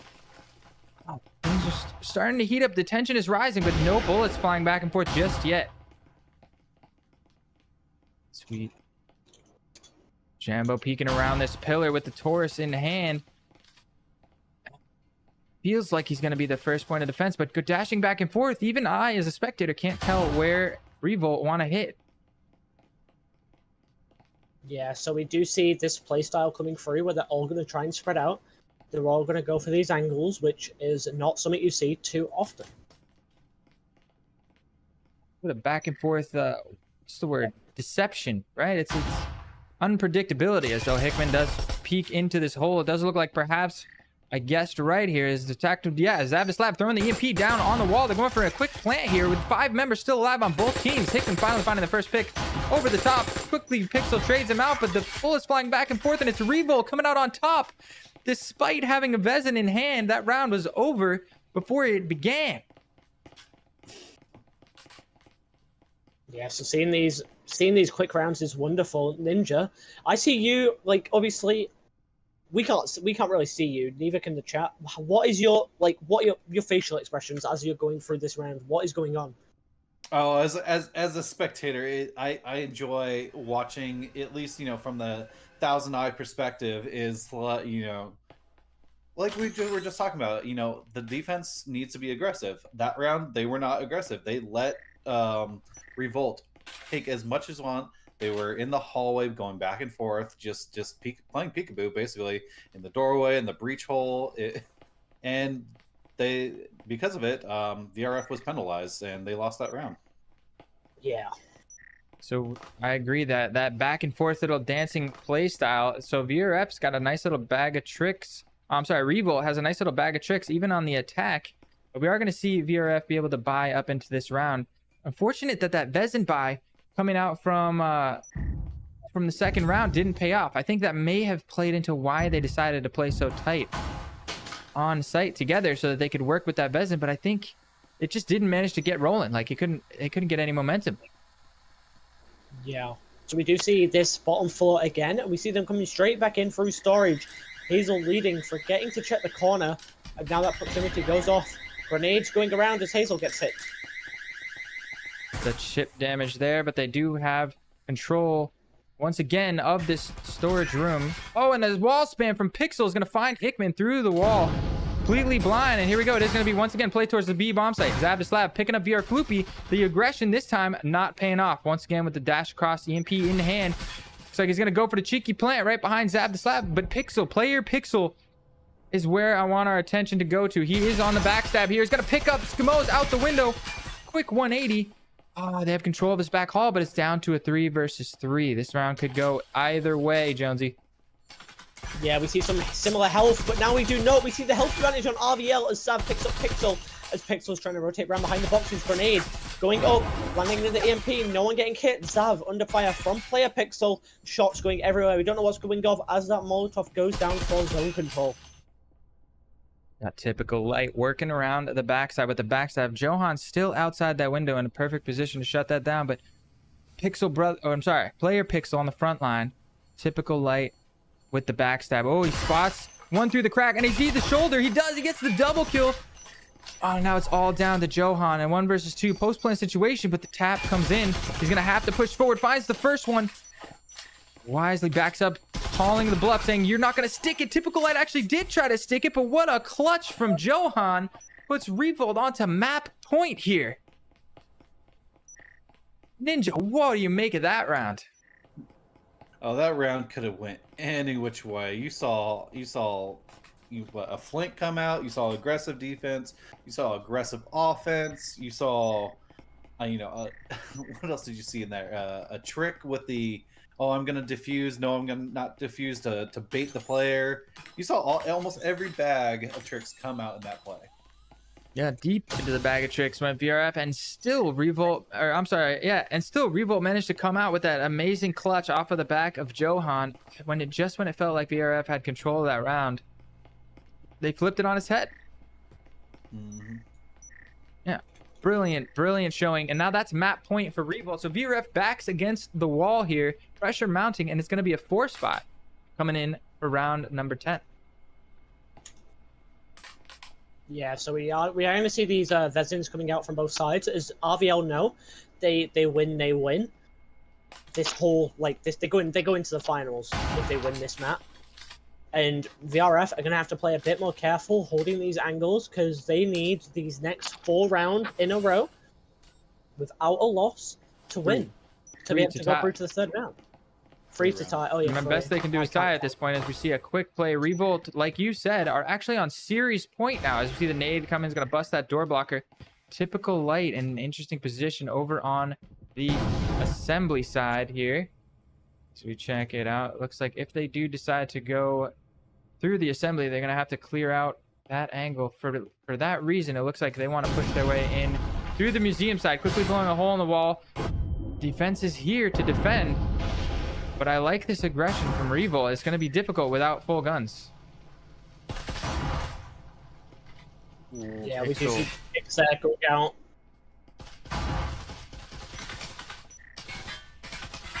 This is an interesting bomb site. It's always one of the most difficult as a cameraman to catch all of the action.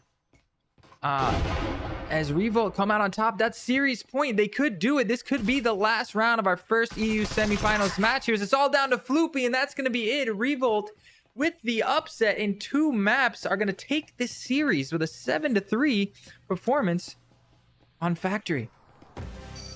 Yeah, there we are. We see it. We see this. We see what we saw. We see RVL going for these attacks, getting these picks, and we see the win coming out to them. Yeah, brilliant performance there. Ninja, all of our caster predictions were wrong. Do you have the info on the viewers? I'm kind of curious if they managed to predict this upset from day all the way, or if it was just a first map fluke. No, they went with VRF in the second half. Unfortunately, the community was only 50% right in this match. Guessing correctly in map 1, and unfortunately, Revolt decided to shut down the community and actually win map 2. Very huge upset from Revolt, impressing a lot of people here. that was a great matchup. I know it seemed pretty dominant on Revolt's side, but it really felt like VRF were, especially on Factory, really on the verge of getting the ball rolling. If they had managed to get the momentum, take a couple of those rounds that were unfortunately clutched out on, it could have been a whole nother story, right? Could have seen that. Exactly. They're probably going to watch this footage back and realize some things could have been done better, as we have, like I said, the thousand eye perspective. The aggression seemed to be the key, both on offense and defense, on who won each round. This goes to tell you, aggression is the deciding factor in these 3-minute rounds. Yeah, I couldn't agree more, especially with the way that this shooter works and the way the Peeker's advantage works on the netcode. Jonesy, I gotta be honest, I think if VRF had come out on top of even just one of those clutches went a different way, those close rounds, and they get the momentum and they manage to even just tie Factory. Actually, I feel like they needed to win Factory to go for that map to decider, because they would have had to have won 7-1 to tie the series up on Skyscraper. But what do you think about VR? Like, we go to a map 3, that's anybody's game right there, right? Yeah, map 3 is always anybody's game if you get the even points between map 1 and map 2 in this championship, because if you get a 1-1 and then it's a tie for that third map, what we do is we do the point advantage. So whichever team has more points over these 3 combined rounds, they will win. If it's a tie between these points, then we go into a best of 5. Going back, flipping this home away schedule that we have, and it's a very close match after that third map. That third map is the decider. Do you go on and risk battery life, or do you win this round? Yeah, we haven't seen it yet, and I just want to plant the seed here.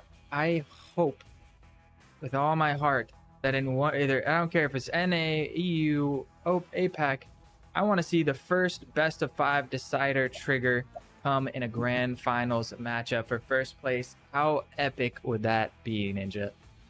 Oh, so cool. Yeah, like we were talking about in, I believe, last week's match, a full 18-18 tie has only happened 6 times out of 500 matches. I would have to do the math again on how many matches it's happened. It's less than 2-3% of the matches have ended up in a 18-18 tie.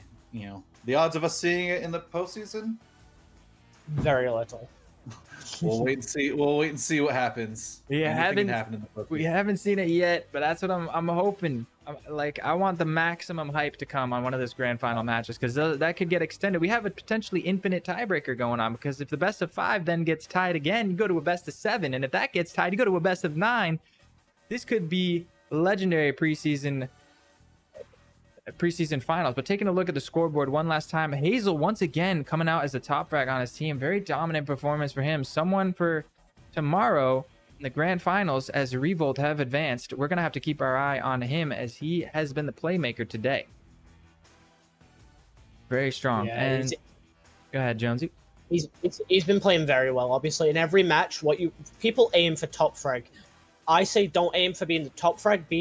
Go for playing as a team rather than just aiming for kills. If you play as a team, you're more likely to, rather than taking a 1v1, it's going to be a 2 peeking 1, and you're going to get that player advantage immediately. And then if multiple, it's every shooter, even flat screen or VR. If you're peeking someone, having multiple people peek that person shooting, more bullets, more damage, more death. Couldn't agree more. Teamwork makes the dream work. Real quick, before we go into our break, we do have another semifinal match coming up for you guys. It's going to be Wolfpack versus IVI. And before we head over to a quick break so we can get everything set up for our second matchup, I want to give another shout out to today's sponsors. Once again, HyperX, great peripherals. If you need a new mouse, keyboard, headset, microphone, check out the peripherals by HyperX. I see Ninja Salad's got a keyboard there he's holding up. He's also rocking the HyperX Quadcast microphone, an amazing mic. I got one coming soon, hopefully. Also, Pro 2 VR. If you're looking to steady your aim in any VR shooter, not just Breachers, but also Onward. A lot of Onward guys using the MagTube for sure. Pavlov, any of the shooters that we play here on VRL and beyond. Check out the gun stocks by Pro 2 VR. best gun stocks in the market to steady your aim. And of course, once again, Triangle Factory. Thank you so much. The updates, the game development, everything has been so good so far for this game. I can't wait to see what we've got coming down the road. They've gave us some teasers for the next map. It's going to be a boat, little Titanic situation going on. I am so hyped. But yeah, with that having been said, we're gonna take it up to a quick break and get things set up for our next match. I think we're gonna be shuffling the dice on the production crew. So I'm Philibus. This has been Jonesy and Ninja Salad. We hope you guys have enjoyed the show, and don't go anywhere. We will be back.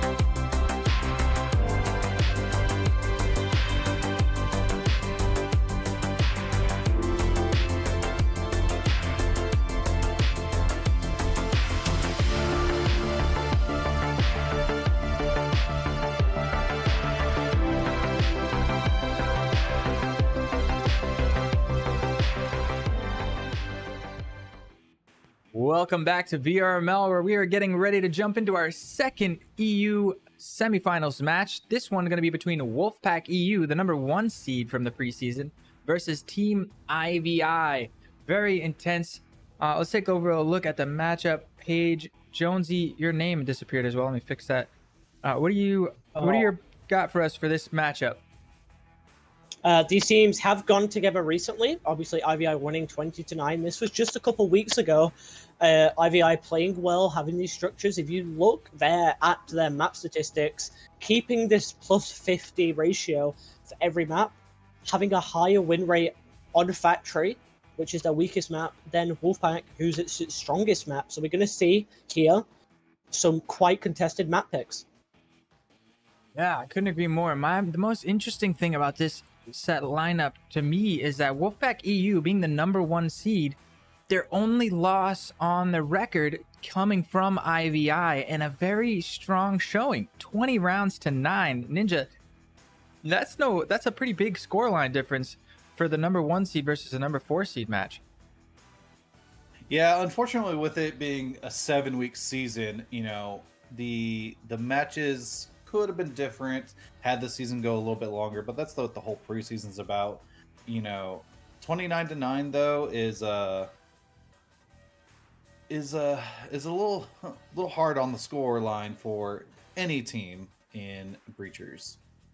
Yeah, and look at IVI just having less matches on their record, perhaps why we're seeing them seeded only rank 4. It looks like they were on their way up.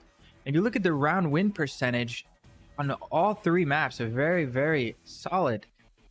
There's not a lot of teams that have been able to put IVI on the back foot.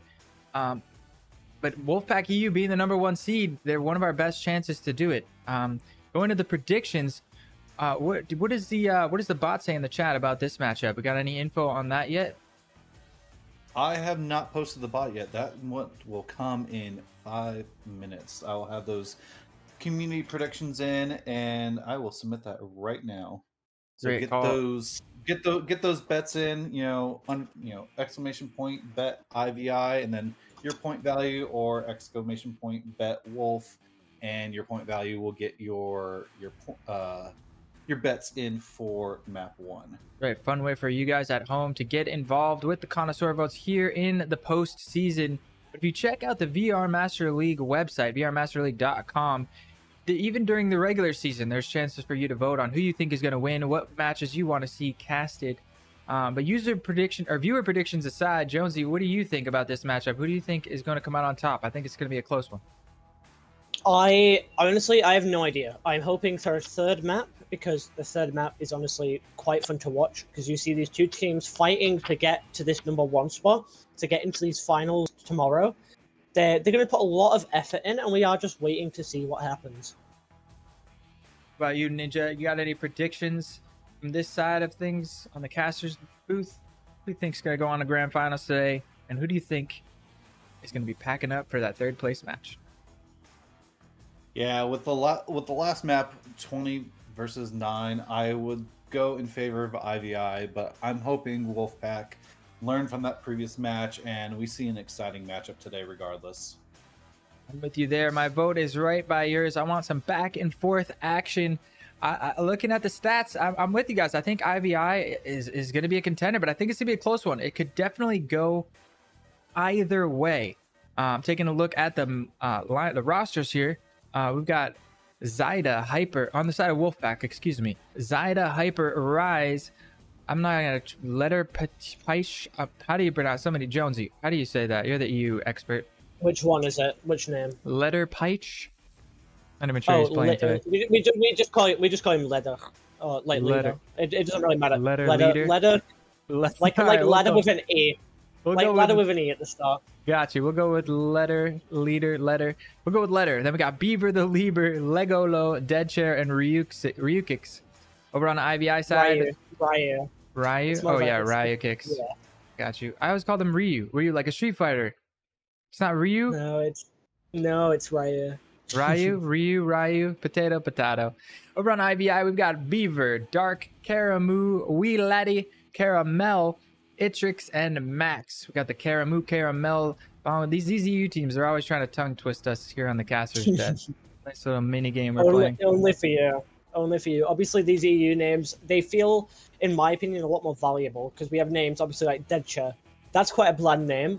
We have names like Zyda, which could just be a name. But then we have names like Litter, Beaver, Ryu, Legolo, all of these names coming out. It's quite a diverse function, in my opinion.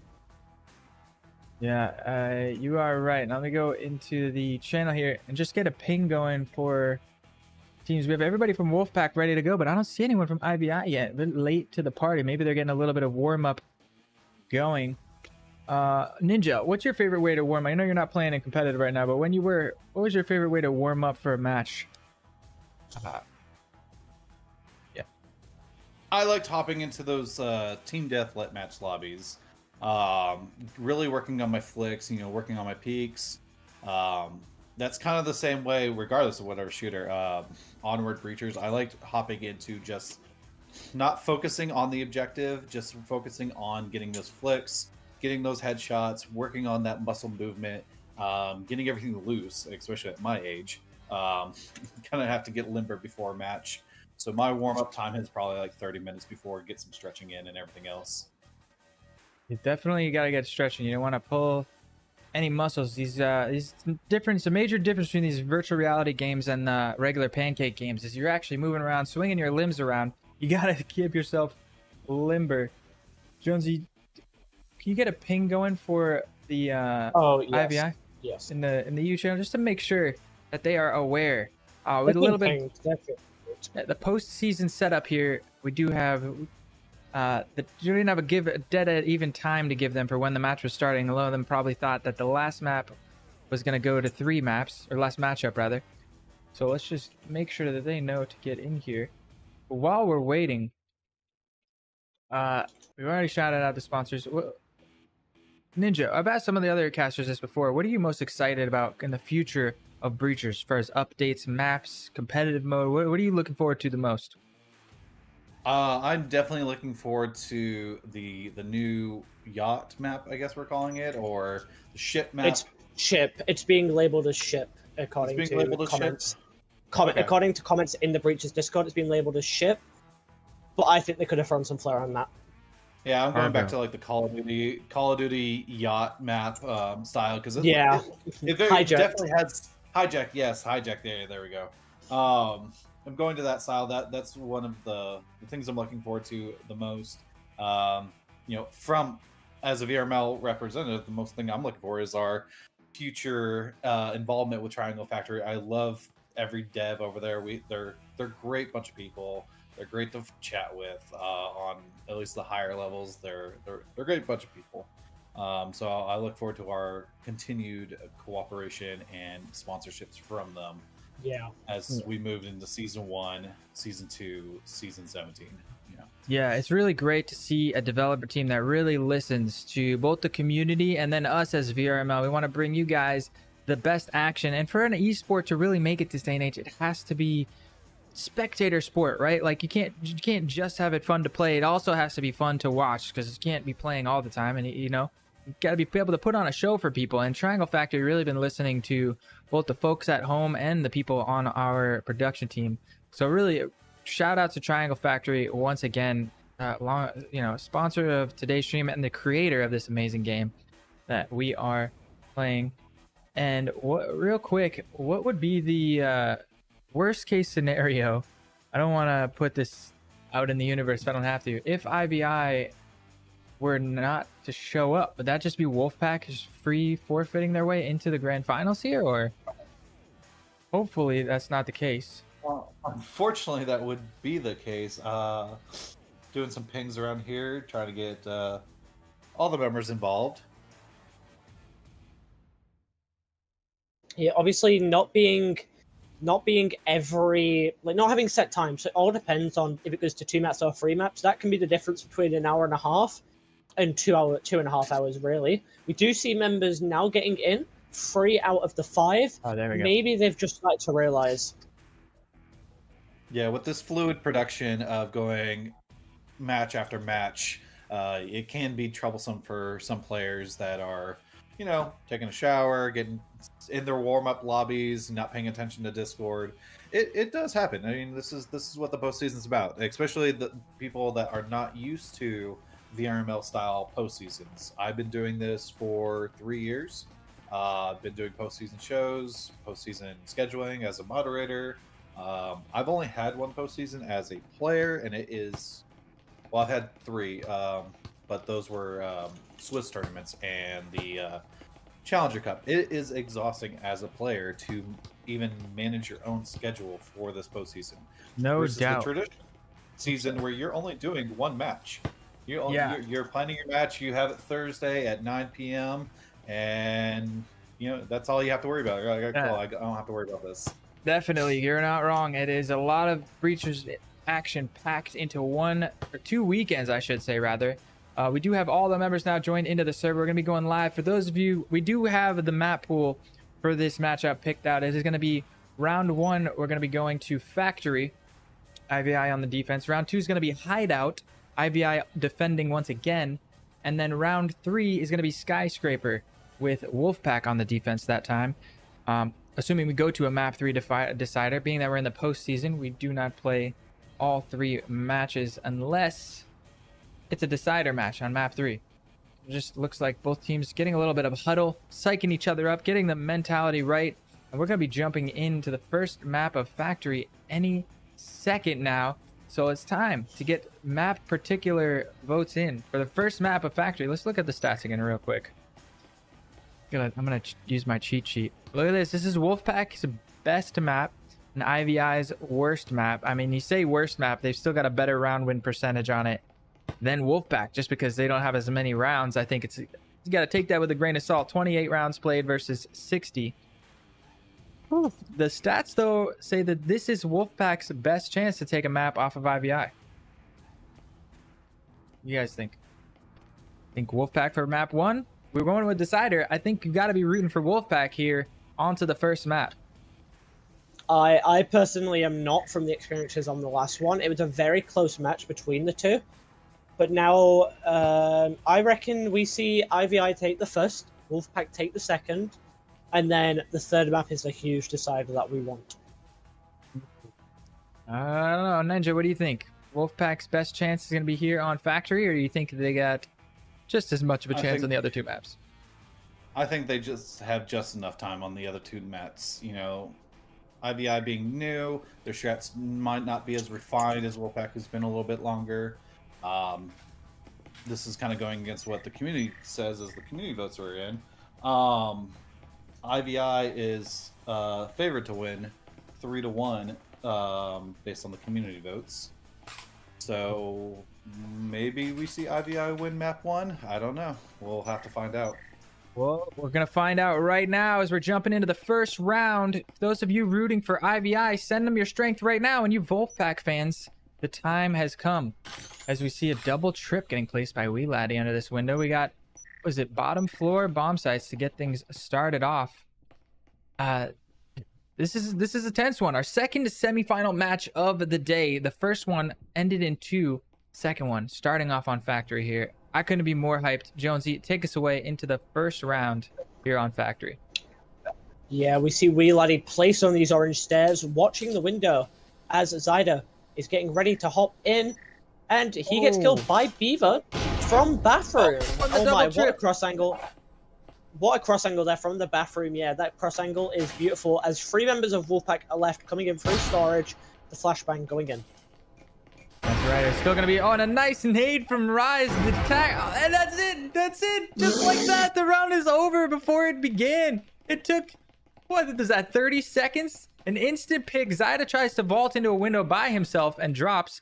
The double trip picks up someone on the second floor, and then a nade, and then another nade pick up the next 2 kills. I don't even think there was barely any bullets flying. Ninja, that was crazy. There was one gunshot.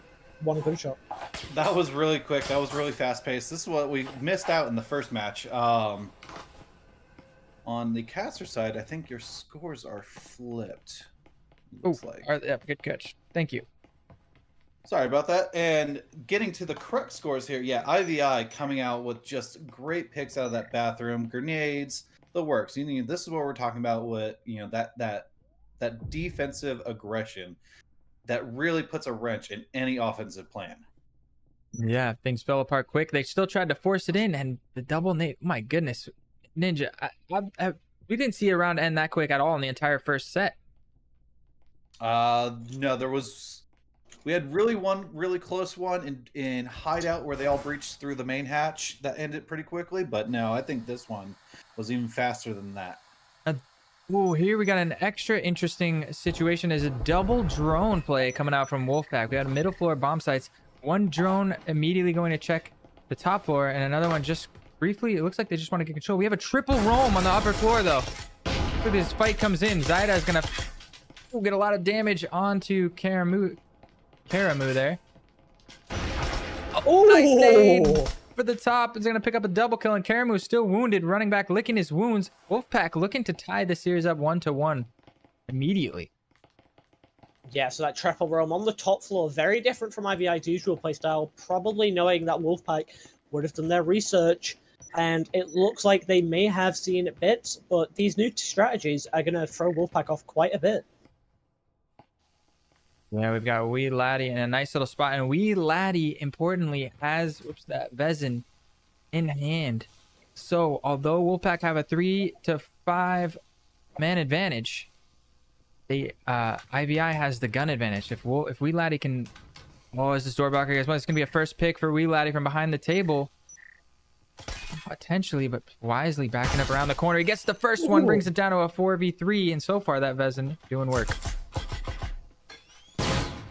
Yeah, that Vezin there getting that kill. Zaida rushing. Doesn't manage to get one as the wallbangs go through. Headshare picks up one. Hyper picks up the other. Now in this 3 versus 1 with Itras. Unfortunately, it was nice coverage on the backside with the Spectral in hand, but that Vezin does get dropped. I really like the way Wolfpack played that. They figured out where the rifle was. They weren't afraid of it. They immediately collapsed on it, and now they have control. Hyper with the Vezin in hand. That's going to make this 1v3 from Itras even more difficult, as if a normal 1v3 isn't hard enough. Yeah, that Vezin is just on the floor, not able to be picked up. Actually, no, it has been. Hyper has picked that up. He is behind in Museum, where Itras is sat with his Cyclone, just watching the wall, waiting for it to go down, as they're now getting ready to go in. Hyper leading the path, as Itras hears them come through. EMP is going down. Itras peeks dead. Get one. As he gets to roam around, Rise gets the headshot as the Vezin is passed over, meaning Wolfpack take that round. Yeah, it was a solid effort, but just like that, Wolfpack tie it up 1-1. Ninja, this match is already off to a back and forth start, neck and neck, going into this first gun round. What'd you make of that second round there? Yeah, that was a great attempt by IVI with those 3 roamers on the top floor there, trying to catch out Wolfpack. Unfortunately, it was all shut down by a grenade throw. Nice toss, and then it was back and forth shooting at the bomb site. This is what we asked for as casters any time of the week. This back and forth play style. Yeah, I couldn't agree more. I love it. Love it. It's like chess, right? When 2 really good chess players go at it, as soon as they know who's going to win, they just stop playing because it's not interesting to them anymore. Whereas it's the same thing here. If it's a blowout and you can tell who's going to win, it's fun being back and forth, neck and neck like this, as we have our first full buy round coming in, jumping into round number 3 here. And let's go on board with the attack. Rise once again droning in. It looks like they want to take control of this assembly side. Yeah, this assembly side, a wonderful place to hold. The biggest room on the map, so there's a lot of possibility as we see Caramel rotating through the rotate. Beaver trying to just see what is going on. No one really holding it, so it is clear for Wolfpack to enter and dominate. Beaver with that active camo. They've taken a lot of space here on the assembly side. Nobody here really to defend. To kind of spread out. The thing about this warehouse side is that everything is so spread out, or so large, right? You really have to take a lot of space control, and that kind of forces the attackers to spread out. As we see Hyper dropping down that vent, and they're going to be foaming up this wall here. It looks like Hyper's foaming on the other side. They're going to foam towards A and towards B at the same time. Maybe a bit of misdirection. Yeah, getting all these walls open. Now they're going to get a clean walk onto the site. We do have Beaver holding the cross angle onto the far point as Caramel is just trying to watch over. That grenade landing there. Caramel getting hit for about 40 HP as Rise takes down this wall, getting the shots over on Beaver. My goodness. Flashbang hitting up in the air, and Beaver gets the kill on Deadshot.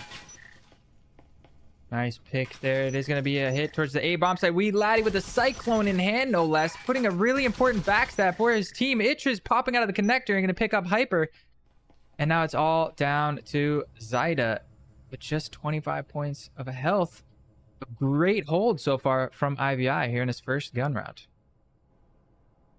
Yeah, so Zyda's now going to rotate round to the B site. Notices a door blocker and is like, you know what? We can't do anything there. We are going to have to be very careful, get onto this site, and it's just the way it's going. Yeah, those door blockers, such an important piece of utility. Look at the pings from his team pointing out there is a syringe down on the ground. If he can just reach and grab that, there you go. Pop himself back up to full health now. Those syringes, ever so important here in the meta, why they're so expensive. Healing up to 80 points of health to get you topped off and ready to fight once again. Not something we see in a lot of other shooters. It's a new Counter-Strike coming out that has a healing syringe in it now too. Yeah, CS 2.0, isn't it? Something like that. I think I saw something about some sort of medical needle syringe thing going on. Anyway, we're back to Breachers here. Zyda decides to charge in, but Caramel, nice little hold out of that A bomb site, coming through that doorway. That's going to be IBI going up 2-1 here on Factory. Yeah, we see that there. Ninja, you sit in the back line. What did you notice the team's not utilizing during that round? I don't know what they weren't using exactly. It was a very tight hold defense by IVI. I thought we'd see a little bit more aggression. I thought we'd see a save with the Vezin in the last couple of seconds. Knowing the EMP is unreachable and you're 2v1, going in, they cleared out bomb site B, but so both defenders are in A. It was a risky move to go a 2v1 advantage into a bomb site. Yeah, I couldn't agree more. And what do you think about that Wee Laddie? So like they played a tight defense like you said, but they had Wee Laddie with the Cyclone no less, finding a perfect backstab timing down the lobby staircase. So kind of an offset. I mean, aggression or roam, it seems like, is what the defenses might need here. Right, exactly. Yeah, so we'll have to keep an eye on Wee Laddie as we are getting started into this fourth round. And what is this? A triple synchronized repel from the attackers here. Now, this is something I don't know that I've seen. 4 members all rappelling at the same exact time to maybe kind of cover up the audio. And it looks like they're going to drone in and looking for the hatch play here. Once again, this is something that we haven't seen a lot. Oh, nade. Oh, beautiful nade from Itchers there, reading the drone play on the top floor. But it's very interesting, right? Look at all the damage. They're all so low, Jonesy. Yeah, so that grenade there by Itchers landing right underneath the door, it gives them that advantage because now they have the player and the health advantage heavily in their hands. Knowing that Wolfpack are probably saving due to that devastating loss last round, it's a way to go to get these kills, knowing that they might not have these syringes in play. Yeah, and I was trying to say before all that action picked up is we don't see a lot of teams using 2 drones at the same time. The meta usually for most teams is to stagger the drones to extend the value, but Wolfpack with their own take, double droning at the same time to try and clear out more space. Perhaps guarantee that at least one of the drones gets through on the instant. What do you think about? Is that something that you've seen before, or is that a new take we're seeing here in postseason? It's mainly just a Wolfpack thing. What they do is they throw 2 drones and they explore 2 different angles, and then they have their team following behind. So rather than just waiting for your drone and throwing it down one path, you can get both paths done straight away, get in. But there's nothing to do when you've got 2 roamers literally peeking away there as Beaver peeks it.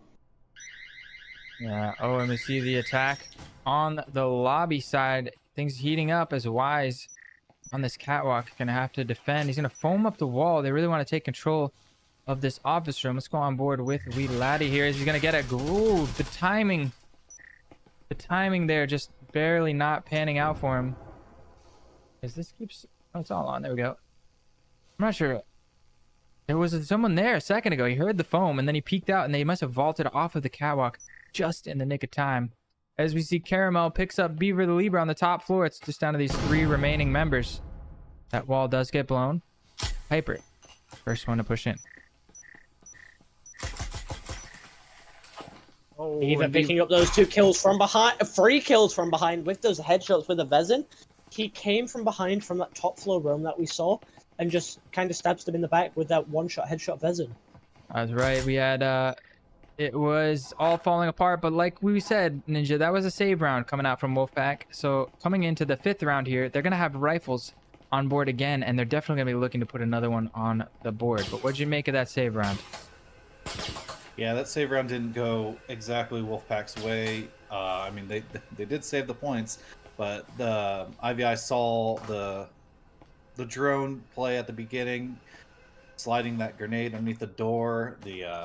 Then you saw the roamers into the second half of that round. It was just nothing went Wolfpack's way, and that's unfortunate to see in any match, not just as a player, but as a caster as well. Yeah, really nice awareness there from Itras on the nade. Heard the drones come out, immediately popped it, and the damage right there was done. It only picked up 1 kill, but even everybody else was so low. Not much they could do at that point. Yeah, especially when they don't have those. Go carry on, Ninja. Yeah, everybody was only 30, 40 health after that grenade. It did its job. Let's go on board with this first drone here from Rise, as it looks to clear out any roamers on the bottom floor, but we know that there's nobody there. Hatch already blown here from this team, and they have the electrostatic here to defend. Nice defense in there. Yeah, especially on this top floor, they don't even look like have a roamer. Wee Laddie being, from what I've noticed so far, roaming in this match. We see the double hatch drop come in, and he is not too far away, just holding lockers control. Oh no, what a beautiful nade. Where did that even come from? Karamu sent it from the locker side through the doorway. It just picks up Rise on the vending machine side through the wall. Things are falling apart once again, but Beaver the Lieber finally picking up their first kill of the round for Wolfpack. Yeah, so that kill there might give them momentum in this 3 versus 4, where Caramel and Itras are left on site. The grenade going through, not managing to get anyone as that proximity sensor blows all of our ears off. Definitely giving away the positioning of 2 of these attackers here. Hyper still holding strong in underneath the hatch in that little storage room. Looks like he actually was thinking about getting aggressive into the locker, and we're going to see him trying to foam up the wall, and immediately Karamu punishes the overextension, and now it's a 2 versus 4. Yeah, that pick from Karamu now doubling the player count against the enemy team. That means that they have the huge advantage, and with them having health syringes, if they get shot, they can just hide, heal, and then pop back into action. A lot of sustain for this team, no doubt, with the healing syringes, as you pointed out, and 3 members strong on IVI here to defend this push towards A, which is where Beaver and Dead Chair are set up. But with Karamu locking down the lockers is really not a lot of attacking options for Wolfpack other than to try and make it work here on the A bomb site. They're going to have to force the issue. Yeah, they got to be careful though. Obviously, we see Karamu behind in the connector. Atris sat in a little desk space, and then Caramel just sat behind this wall, so they can't really get hit from anywhere. But we do see Beaver working their way onto site, and just Dead Chair going for the peaks. Grenade going over, and Beaver stands in that as now a 1 versus 4. Just barely not taking damage from the fire grenade. They might not know he's here for a second, but they have a good idea generally of where he is. The 1 versus 4 with 20 seconds left on the clock. I don't even think saving is an option with Wee Laddie pushing on the flank, as you see here. He's gonna have to fight his way out. He gets the pick, but with just 7 points of health remaining, even just surviving for the next 15 seconds is gonna be a challenge. Yeah, he's going to have to save here now. He knows that there's a few seconds left on the round, and we're probably going to see IVI rush this, get the kill, and then they get that little bit of a boost. There we are. They get that boost of a kill, Ninja, what was your opinion on that take from Wolfpack? Yeah, once again, Wolfpack having a hard time getting to the objective. IVI throwing grenades, the picks coming in. They just can't seem to penetrate the rooms in either bomb site. They tried to get mostly on that B push, but it's unfortunate. It's not coming. The plan's not coming together. Either they're not synced up properly, or just IVI is pushing out too aggressive and Wolfpack can't get a hold. Yeah, like you were saying, defensive aggression, the name of the game here. They're just, IBI seems to be finding these timings, tossing that nade into the storage room, right at the perfect time to really throw a wrench, and these attacking ideas falling apart. It's tried and true.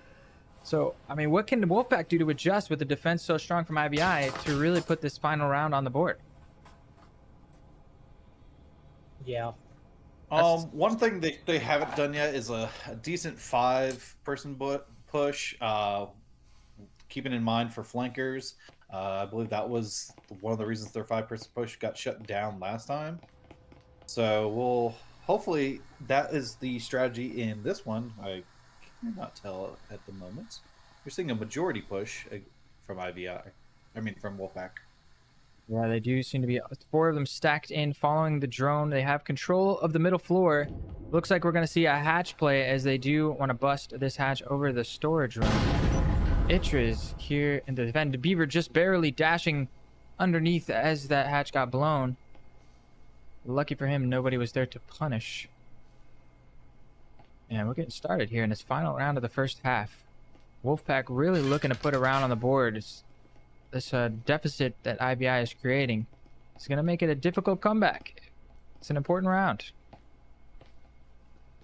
Yeah, we do see this hatch hold here as well from Itrus, making sure that no one can drop. So we're just going to wait for someone to drop or rotate around, which we do have. We do have Wee Laddie coming up into the kitchen, going towards Dead Chair's location. Hatch getting blown, and the drone to follow up on the aggression. Dead Chair on the roam, yeah. Picks up Wee Laddie. Wee Laddie maybe a little bit too soon with the backstab that time. Yeah, we see that there. It is wonderful. Drop comes in. Beaver picks up one, rises. Yep, there to follow. Hyper coming around the left side. Does get picked up by Beaver. The plant comes in, but it's a fake as they manage to punish the aggression, and it's all down to Itriz now. 1 versus 3. Itrus picks up 1 there, meaning now he has to be careful. He has his stim, which he pops in this now 2 versus 1. Rise very low on the health. Zyder does have a syringe, but will he give it to Rise, or is it not yet available? Yeah. We see it being trucked across. Very doable. The syringe gets passed over, but it must still be on cooldown. Itriz, oh, we can see in the spectator with Rise down to 5 points of health how doable this round is, but he looked like he was considering saving for a second there. He is finally deciding to charge forward. EMP is planted, though. The clock is winding down. Rise manages to heal himself back up. That window of opportunity slowly closing around Itriz as he desperately tries to bring this round back from the brink. Gets the first one. And a 180. Does he have time to defuse? It looks like he managed to pick it up. It's going to be close. I think he might have it. Jonesy, it's so close. Oh, no. A little bit of a mishap on the defuse. Just a fraction of a second left. The difference maker, Nightfire. Wolfpack managed to barely put their second round on the board. And that's the start of the comeback. Yeah, Ninja, is that exactly what you were looking for there? Or is that a little bit different from your plan? No, that's what we were talking about before. Getting a nice synchronized push, all one together. That looking out for that flank, which they did. Kind of like they're listening to our comms here. In the caster's booth is just, they expected Wheelan to come in. Who got that kill? Dead Chair got the kill on Wheeland, and it was that's just complete synchronized pushing. That's what you want to see from the offense. Yeah, brilliant coordination there. As I accidentally shout outs to Nightfire, who wanted to be here today. We will be back in action tomorrow for the finals. Ninja, my apologies. This is exactly what we wanted so far from the semifinals. I am so hyped to be jumping into the second half. We got Wolfpack on the defense now. Yeah, so we see this middle floor, which when Wolfpack went against IVI for the VRML, we saw them take it quite quick every round that we were here, but we saw picks coming in from both teams like grenades, and it was wonderful. This looks like 3 members pushing their way in over by the blue staircase side. Fight comes in towards the assembly as Zydo has to fall back, licking his wounds there. And now We do see Oh, go ahead. Deadchair is shooting through the table into the lobby, and he hit Itris for a little bit, as Itris also peeks and then got peeked by Hyper, and Hyper gets killed by Itris there. Both teams now low on health. Looks like it is a fight for control over of this office side as Wolfpack give it up, back up onto the site. Beaver with the EMP just outside of that window. This is a tough site. So close quarter combat. There's so many walls and hallways and things obstructing the view. And it's close quarters combat at its finest. So with pistol play, we should see an epic attack versus defense here. Come in at any second. That wall gets blown. Smoke grenade comes in as well. Yeah, smoke grenade stops anyone from server as Itris picks up Rise. Deadchair in the smoke gets killed by Itris, meaning now a 2 versus 5 with Zyda on low health. Beaver, the first one to peek through this smoke as Caramel picks up Zyda. Not able to hit the flick onto Itris there. Beaver, 1 versus 4, not gonna happen today. And IVI continue their charge forward, now knocking on the door of map point on Factory. That was a beautiful attack from IVI there, Ninja, I have to say.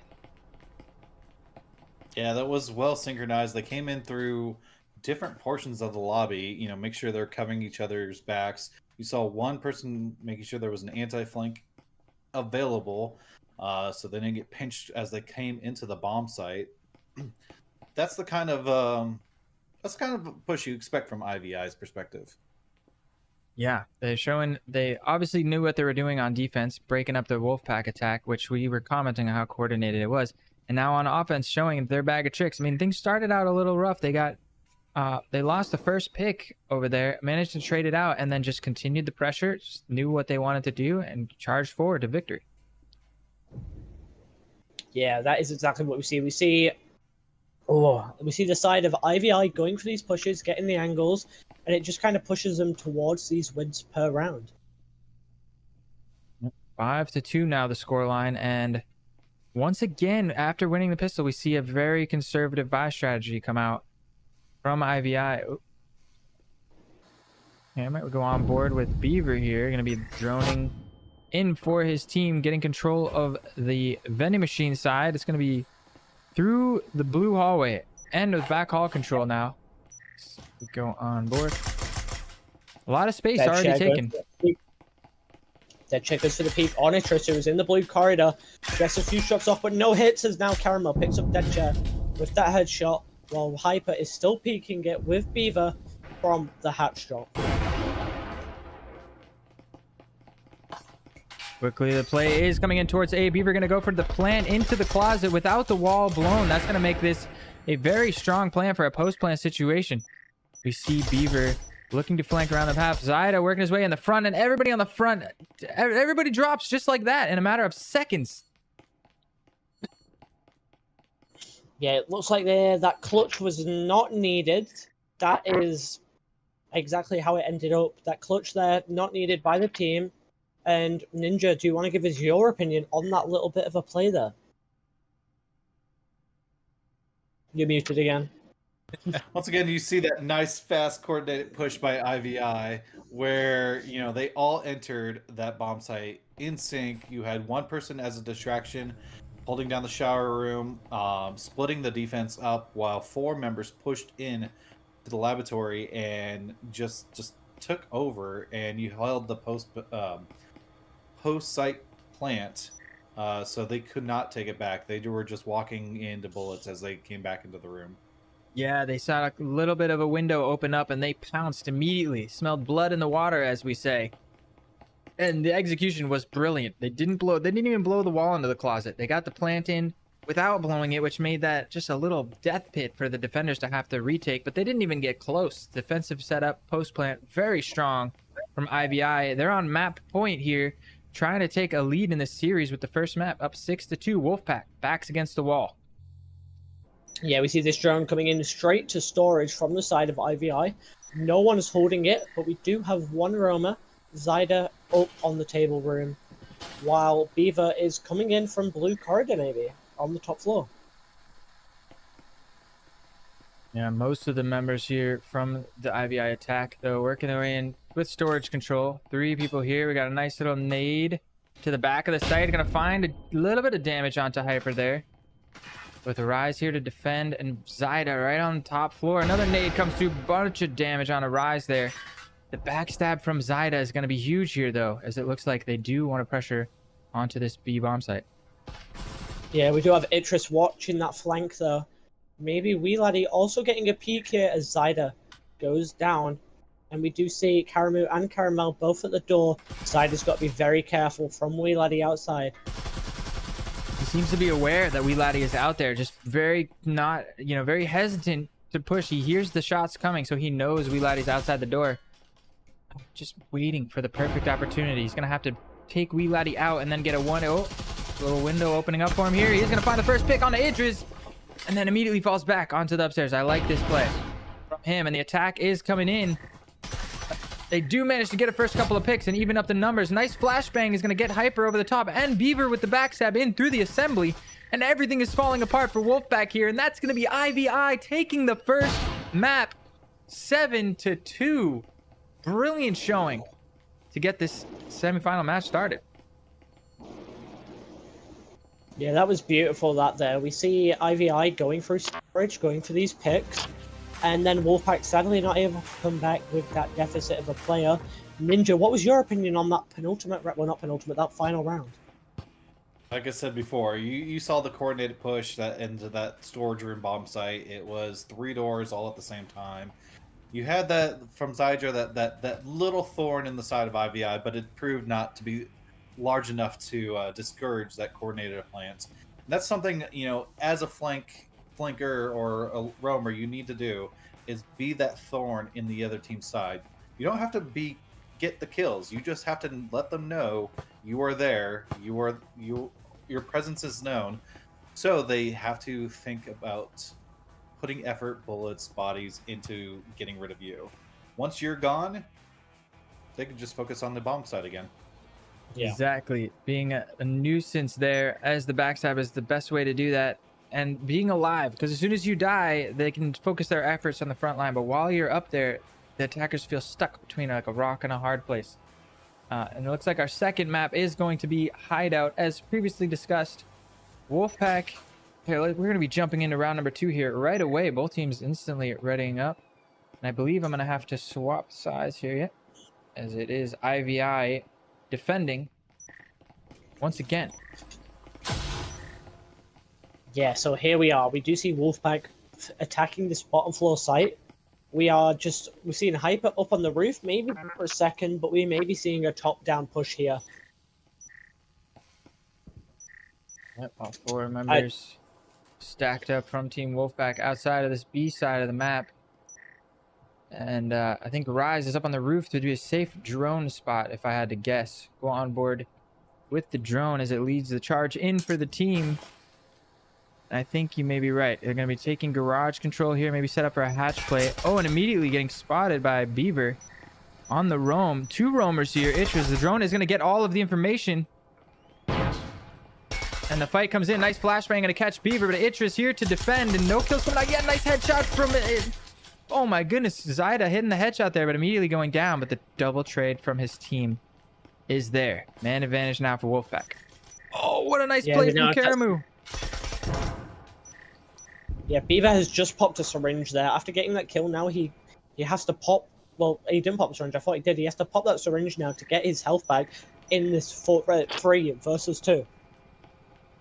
Yeah, it was a beautiful time for Karamu to find aggression. A triple roam coming out from IVI on the defense here, and it looks like the pings coming out. They're going to take launcher control. Perhaps looking to blow. Oh, they were getting the foam. Yeah, foam's going to blow that wall, and that's going to allow Deadshare to push in, but Caramel is going to pick himself up a pistol upgrade, and that's the EMP down and the double trip mine from Wee Laddie, as well as the backstab. We just barely missed it off camera there, but the 3v2, everything was in Wolfpack's hands, and then it all fell apart just like that.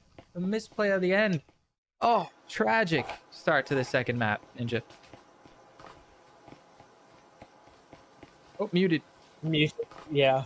I'm always muted. All right, so I have dogs that are constantly barking. You see the coordinate push into the garage there, and well, after that coordinate push, they took out members of IVI. I think we saw a missed resync in there because they did not sync up when one pushed into the gym, while the others were pushing around that ran into WeLAN. So I think that was the downside of Wolfpack's overall attack. Started out strong. Second half of that attack was a little faltery. Yeah, it's just the final execution. I couldn't agree more. That they had all the cards in their hand, and just a bit of a misplay there, Jonesy. Just barely. Like, these are the differences that make or break a round, right? Yeah, these little plays that you can do, these little faults you can make, they are what decide you around. And one of them plays is having a roamer. So we saw the 3 roamers, we saw them get kills, we saw them get killed, but we see it here again. Beaver on this bottom, and Hyper going for the peek on him and gets that kill, now getting that 1-player advantage. No roamer for the side of IVI. All right, that bottom floor sneak attack roam not quite paying off. And a flashbang comes in that's going to catch Idris, but Karamu is here to defend. A nice nade over the top that could cause some damage, as it does manage to close out Karamu, but not before he gets 2 kills with the trip mine, as my camera just randomly shoots over to Hyper for some reason. A little bit of a pre-fire, but now laundry and garage control over to the side of Wolfpack. And this is one weakness that I've noticed about this conservative buy strategy. Although they've got the momentum from that first round, Wolfpack have a very solid chance to equalize the scoreboard here in round 2 with another pistol. Yeah, they have this health advantage. We see 3 cyclones for the side of IBI, while Wolfpack have 3 cyclone, 3 spectrals and a cyclone. We see both of these walls going down, as the EMP could be going down any moment, but Zyda is just watching an off angle from the top onto the far door. Itras tries to get aggressive there into the laundry, but Hyper picking up a nice little 2-piece, and that's going to bring everything down on the shoulders of Caramel here. Cyclone in hand. EMP getting planted. 1 versus 3. Not looking so good for IVI to keep that lead going, and Wolfpack are going to equalize 1-1 going into round number 3, the first buy round. Yeah, so Ninja, what was your opinion on this, contrasting from that last round, which we saw Wolfpack lose? They did better in the second half, even after losing those 2 players in the garage. You know, they kept their focus and they did a synchronized push into the kitchen area, which is what you need to see for these bomb plants. You need to come in from more than one angle. This is something that every team needs to learn. Either come in from every one angle at a time or push one door all at the same time. Because if you do it one at a time, you're just walking into somebody's rifle, somebody's cyclone, bullet after bullet. They're just going to get headshots after you.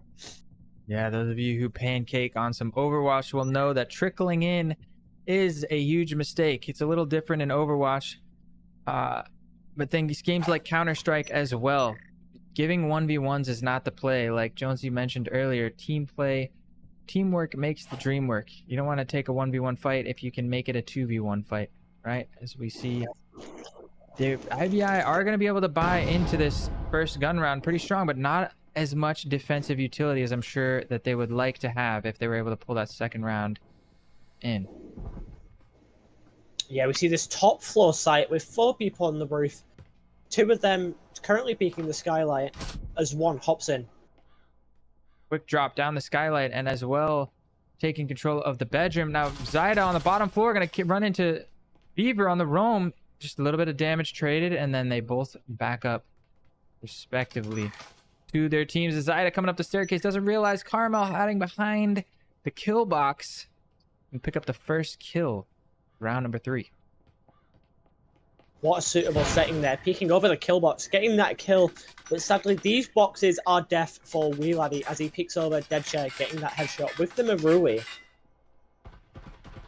Defensive aggression not paying off this time as we see the members alive evened up 4-4.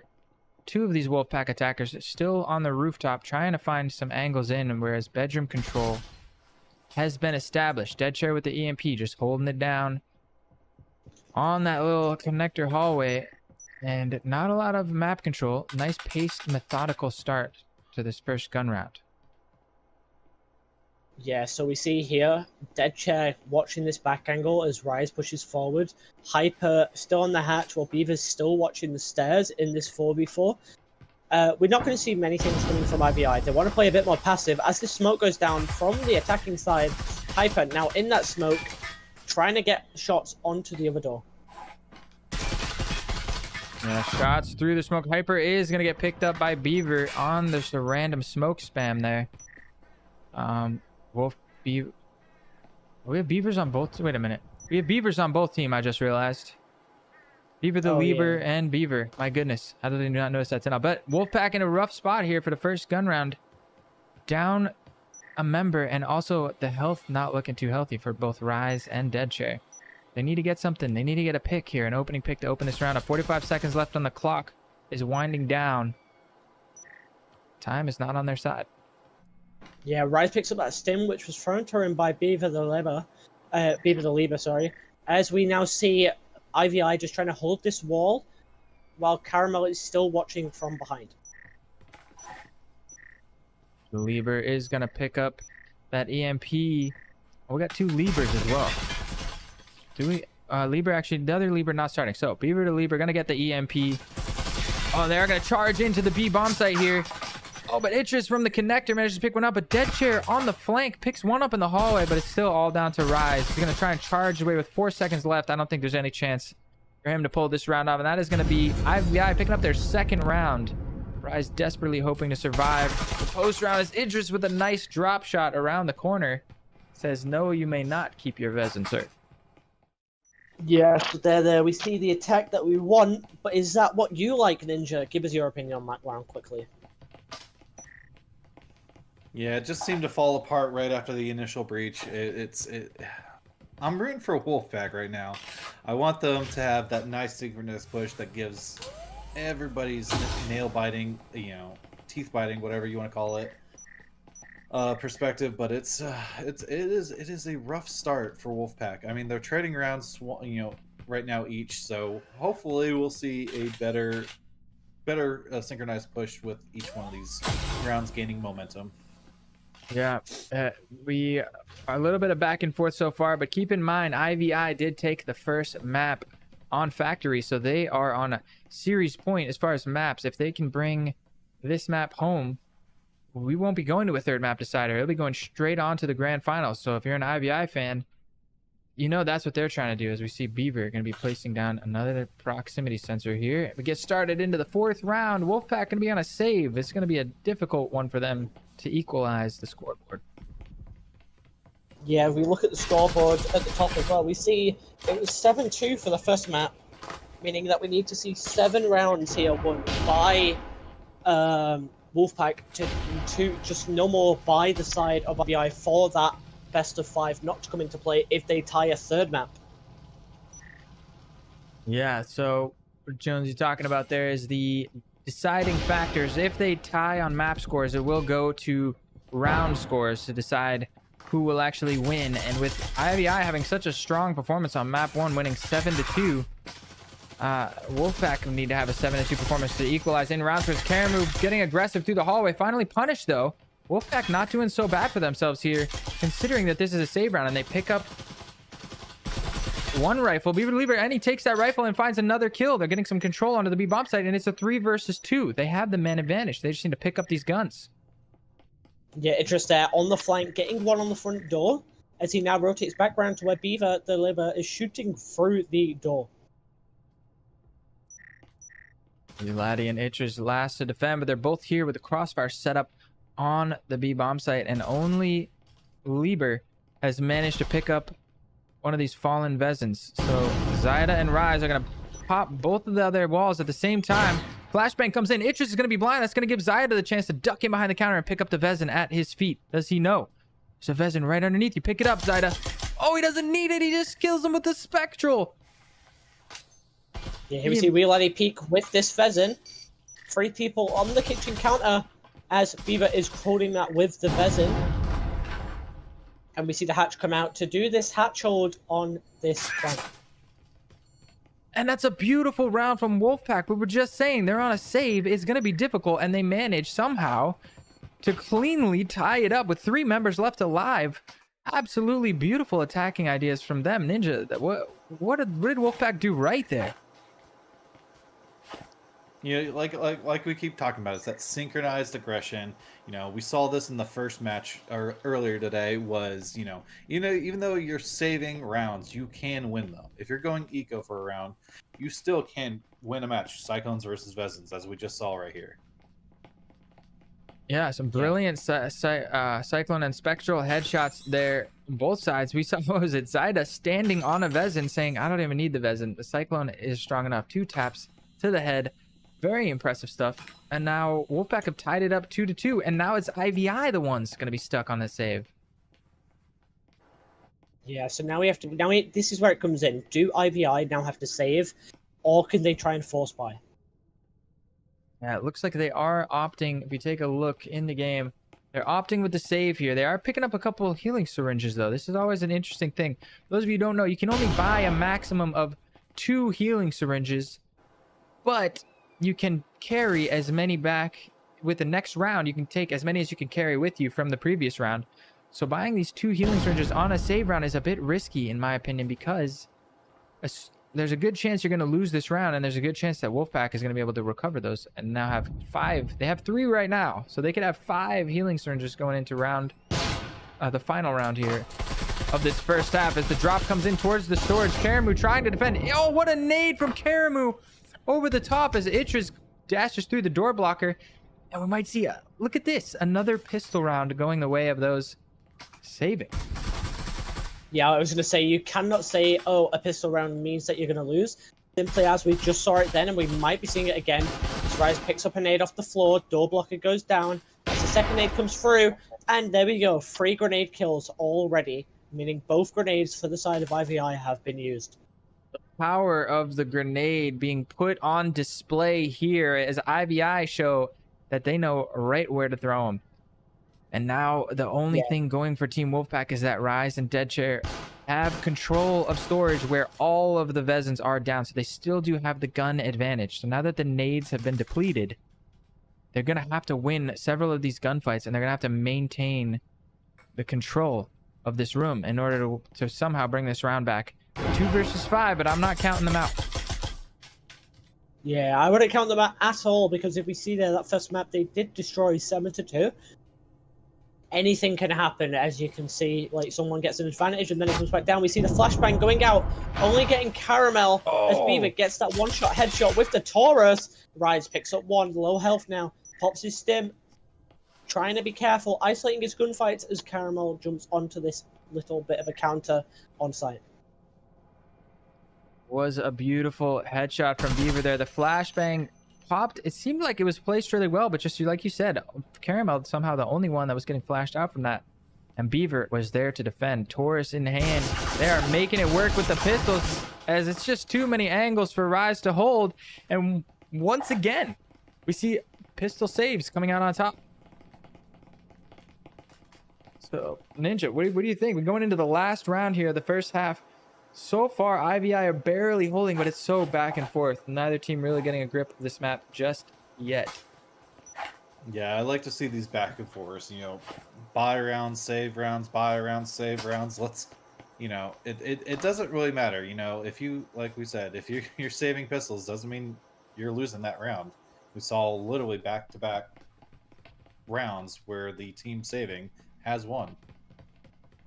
Yeah, so pistols strong here. Specifically, the nades on the pistols can really sway the rounds. But in that situation, nobody from IVI even picked up a rifle until after the round was over. They just carried it all the way through with just pistols in hand. So impressive display from both sides, and we're going to see them be able to fully buy into all the util they want. And this round is going to be even more difficult for Wolfpack, but they do have full buys across the board pretty much, except for Beaver the Lieber. So let's see what they can bring to the table here. Yeah, we do see this top floor now. 2 of Wolfpack coming in from this balcony. Flashbang in the room where Idris is sat back on the box, getting ready for that hatch drop. It looks like they are going to be fighting for lobby control as Zyda does get picked off through that window, and that's going to be the cue for the defenders. We got our pick, and now we fall back. Play man advantage on the sites. Clearly, the crunch is coming in on this lobby. We do not want to get stuck in the crossfire, wisely deciding to back up. And look at this, all 5 members. Tight. Itris holding down B. Beaver in the connector, and Caramel, Karmu, and Wee Laddie on the B bomb site to defend. Meanwhile, on the attackers, desperately trying to get any bit of map control as Rise and Deadshare have worked their way into this lobby side. And Hyper and Beaver still on the outside. Beaver's playing a very risky game. He's throwing a grenade up in the air and arming it as he throws it, and then catching it, nearly killing his teammates. Confident control of the grenade being put on display, but we are on board with the attackers here as the pressure is really on Wolfpack to make something happen. They should be breaking this door blocker. It looks like they are deciding to try to make it work over towards the A bomb site. Auto Q is there. Rotation comes in. Oh, nice nade from Rise. Itch just nowhere to go there. But Caramel quickly takes his place. That grenade landed right at Idris's feet, and he literally spun around, looked at it, and then he put his hands up and just didn't move because he knew there was nowhere he could go to get away from it. That would be what we call in the business a checkmate grenade. Nowhere to go. You are just done. Tossing some guns back and forth as Carmel recovering that Vezin. They're going to make sure that that can't be recovered, although everybody has a rifle, as we can see already. And it's still going with the attackers as they foam up that wall. The wall is going to get blown, and it is going to be the pressure in towards the A bomb site. Deadshare throws that grenade and finds a little bit of chip damage onto Beaver. And now he's going to try and put that EMP on the wall. Another counter grenade, though, comes in, and that is going to deny the plant. But Hyper there quickly to follow up on.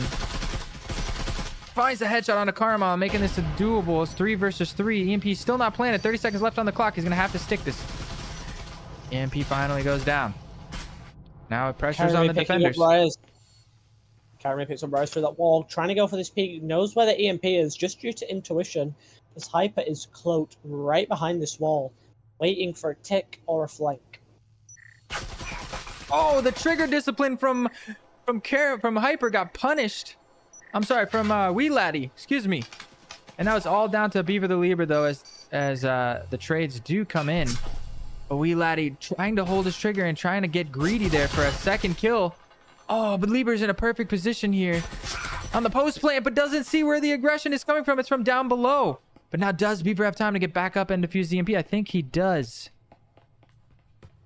We hear some aggressive beeping from the EMP as he enters his second floor, rushing towards his stairs now.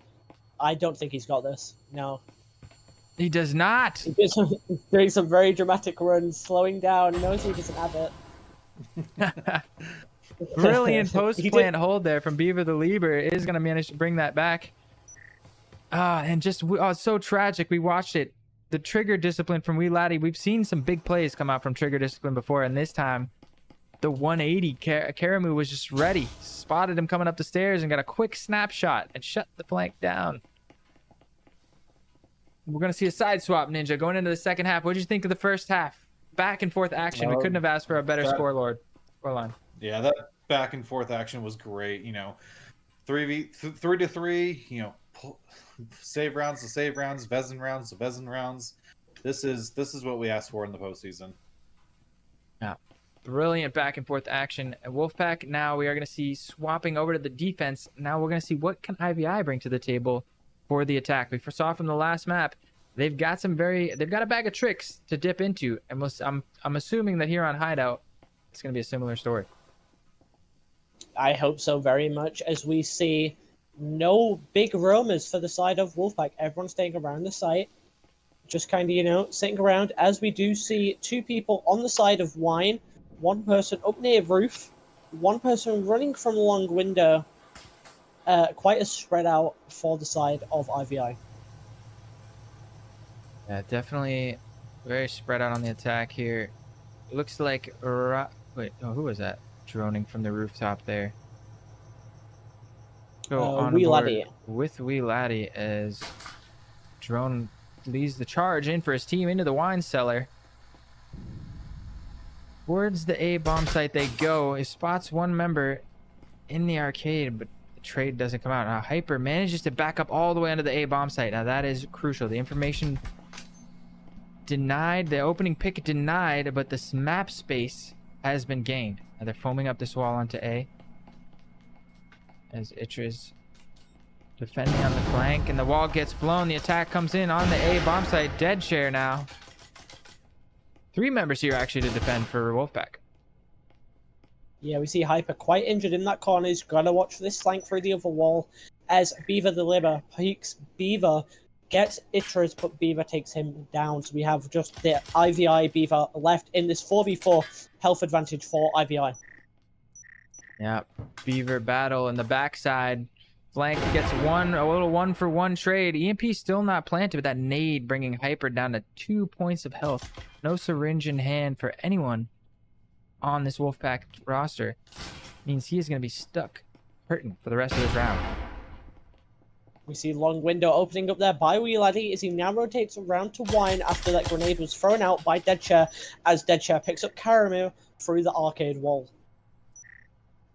Brilliant pick from them, giving them the man advantage. This attacking play from IVI has really been slowed down. They're just sitting in the arcade room here. As we see Wolfpack rotating back around to meet up with his team. It's Beaver and Caramel trying to make it work here on the front line. Just need to get some opening picks into this round. Yeah, it's quite hard to do though. With 45 seconds left on the clock, Deadshare still trying to hold these angles as Wee Laddie gets ready to open up this other wall. But he can't, as all the foam in that canister is gone. Clock winding down, 30 seconds remaining. They've got the EMP in hand. They've got the wall blown. They just need to find the picks. Oh, and Rise from behind the bar is going to bring Beaver down. As looks like Caramel was trying to rotate around to the other side. A desperate attempt at a flank, and Wee Laddie now stuck. Looks like he's going to save here on the pistol. Going for the peek on Deadshare. Hopping in. Goes to the kill, and the Spectral from Deadshare takes out Wee Laddie, and it was beautiful. Yeah, not much to do there. No chance to win the round. Just trying to get a little bit of economic damage. Get a few kills. Ninja, this second half starting on Wolfpack's favor. It looks like IVI just couldn't find a way to break through that round. Yeah, that was a great hold by Wolfpack there. It's, you know, IVI was poking and prodding, but could not find an avenue to get into that that room there.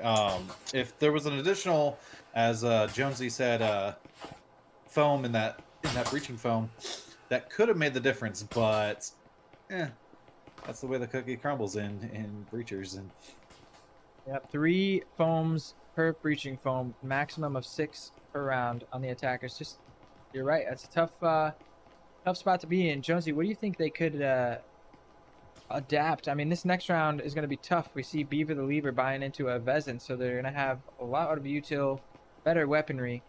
What do you think IVI need to do to really break the defense here? We're going to see a different bomb site as well.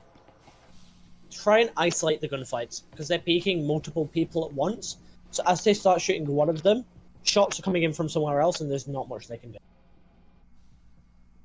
And we're getting a top floor bomb set up. Beaver the Lieber with that all-important Vezin is going to be set up on the A bomb site here. He's going to want to keep your eyes onto him. And now going on board with the attackers, we see Beaver just busting a couple of doors over here, making some noise as his team. It looks like they are setting up to try to once again gain control of this A lobby side. Yeah. This is a wonderful spot to hold, in my opinion, because if you get that wall open onto A, get the EMP on the back of that little chair, you can watch it from the window in lobby, and it's a wonderful spot to hold, as there's not many spots like we saw before that you can be flanked from. All getting foamed up here. Oh, just trying to break that door blocker. See 3 members of IBI stacked up, and it is what is there for the defense. We've got Zyda and Beaver. Oh, we see Itches just on the rappel on the outside, ready to pounce in through that shower. The wall gets blown. It is going to be a hit towards the A. The nade stack comes in. Oh, and Zyda getting caught in the shower, as well as the nade picks up Rise through the connector. He pops out at the wrong time, and now just down to Beaver the Leaver. But remember, he has that rifle in hand. Oh, doesn't realize the player hasn't vaulted in. Yep, go ahead. That smoke there is wonderful because it gets in the map and it blocks that back door. So if you're peeking from the door in the connector, you can't peek it, as Itris picks up Dead Chair from the window. Look at this. A pistol save once again. IVI brought this down to a 5 versus 2. Beaver the Leaver with the rifle in hand is going to have to really make that thing start to sing, and make it sing quickly. EMP has been planted now for some time. Post-plant situation, he knows one's going to be outside that window, but Beaver, or Karamu, not going to be peeking that window until he absolutely has to, because there's so many other points of defense for this, for the retake to have to break through. We see Beaver posted right on the other side of that wall. Caramel finally peeks. Beaver the Leaver might decide to just save this Vezin. Yeah, that's probably what we're going to see happen. He's trying to pop his stim, but it's not charged.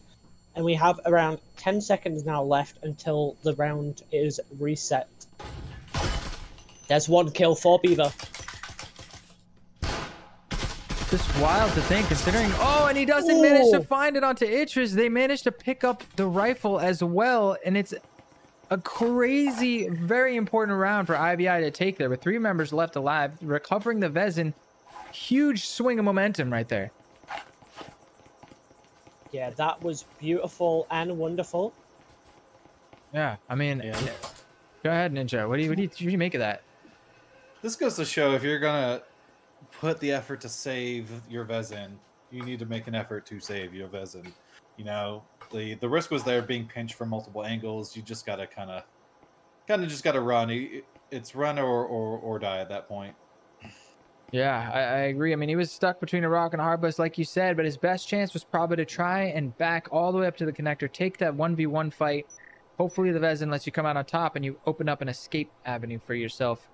But just ducking into the corner, especially so close to the MP, they ran him down so easily. So going into the 9th round, the score is tied 4-4, and this map is heating up between IVI and a Wolfpack. IVI looking to close it into his nade from Dead Chair, immediately picks up Caramel, and it's a man advantage for Wolfpack already.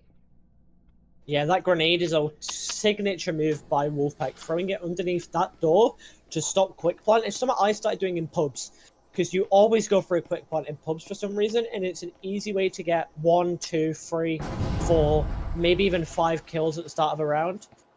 We see Karamu coming into Garage, where Hyper is sat literally less than 5 feet away from him. See a couple of members from IVI working their way down the main staircase, and they're looking to take control of the storage room. There's nobody here to defend the storage room. They're going to get complete control of storage here almost for free. As I say that, Dead Chair with a nade comes out, throws a little wrench in it, but he takes some damage and has to fall back, licking his wounds. That grenade there going to the back of the gym as Itris is now ready to peek. Phone going down. Reality picks up Hyper upstairs, meaning the room is no more as the squall goes down. Itris peeking, Dead Chair gets the kill. Oh, 4 members here to defend, but they all fall one by one like dominoes, and IVI with a very clean recovery round. That's really keeping the momentum going off of that last round that they took. Just they're poised to end the series in 2 maps. Now it's Wolfpack, but the pressure is on. Ninja, what do you think Wolfpack's got to do to get? It's not looking good, man. It's oof. We're still going back and forth, so I still enjoy this. You know, it's a 1 point advantage to IVI. You know, that aggression coming into the bomb site there. You know, that's standard IVI play. Blowing one wall, stacking up, going through another door, overwhelming the defense. You saw that right at the end. 1 headshot, next one, and the entire defense is gone. Yeah, what do you make of this? It looks like we're going to see a force spy coming up from Wolfpack. They do not want to allow IVI on to map point. What do you think of that idea? I mean, you can't really give up too many points going into the end of map 2. Either you tie it out here, or you can get sent home packing. I couldn't agree more. Like, we're going into this last round. Like we said, the first map went IVI's way, and it was a 7-2. Very strong performance, which means if Wolfpack only managed to tie this map, they would have to win on Skyscraper 7-2 at least, if not 7-1, in order to have a chance in the series. They couldn't give up more than 2 rounds. So I think that this is exactly where you choose to make your last stand. Backs against the wall. You cannot let IVI get to 6 rounds. You have to try to win this map. But Karamu with the initial pick on the rise. They're quickly, look at the speed of this rush. They're just immediately taking control of A. The plan's already going down. Wolfpack members are dropping like flies to cow pies. And oh no, Dead Chair, Hype, what, the nade, he blew himself up. What happened there? We see Hyper killed an enemy with his grenade. Well, killed himself with his killed an enemy, as Dead Chair picked up himself. What? We didn't see it. He was off screen. I had the camera. It must have been a botched nade from right about here. I don't know where it landed. It bounced up in the corner and bounced back at him as he was running through the door. Oh, that is gonna hurt so much. If you're a Wolfpack fan, that one is just like not quite the nail in the coffin yet, Ninja, but they're really backs against the wall now in this series. This is what we were talking about. That you saw that four-man aggression going into that room. It just overwhelmed anybody that could be in there. Grenades, incinerators blocking both the doors, preventing any otherbody from rushing and doing counter aggression. This is textbook, textbook way to capture an objective, especially the last one. I agree. The progression was brilliant. It was coordinated. IVI are poised to take this map. They're on series point right now. One more round. There's 2 rounds left. They have 2 chances to seal the deal, and Wolfpack really have to tie this series up. And like we said, they're going to have to stop IVI from gaining 3 rounds in the next series if they manage to win these next 2 rounds. And with the Force Buy, we got RCPs and Vipers in hand. It is not going to be an easy task. Yeah. So we do see here this basement site. We've seen it works quite well on attack for the side, or both sides. So Beaver and Interest are waiting to come in through the far side of one, while 2 teammates are rushing in through the other side. That chair is going to find that drone. He quickly backs up onto the bomb site, spamming through the wall, finding a lot of damage on the Karamu, but it's actually Beaver that comes out with the wall bang, and Itchus as well, spamming back. The power of the Vezin is undeniable, and that's 2 opening picks, but a lot of damage being traded back and forth. So we're not counting Wolfpack out just yet. Yeah, so we see there that 2 people rushing straight into Arcade, getting those 2 kills. It's wonderful. It gives you that bit of an advantage as that grenade bounces from site onto Arcade. Beaver with the EMP still ready to go in through Arcade, where we have Beaver in the corner with Dead Chair trying to watch long window. All right, Itch is pushing in through that A window here. Oh man, let's go on board. This is, the attack is coming in. The walls get blown. Dead Chair is going to be the first one to fall. It's all down to Beaver and Hyper. Beaver finds the first one. There's some damage, but it's looking more and more difficult for this Wolfpack squad. The flashbang catches both of them. The nade is perfectly placed. I don't know if there's any... Oh, it doesn't do any damage, but Wee Laddie's there with a double kill. And that is the series. Ladies and gentlemen, IVI advance on to the grand finals, eliminating Wolfpack down into your 3rd place match for tomorrow.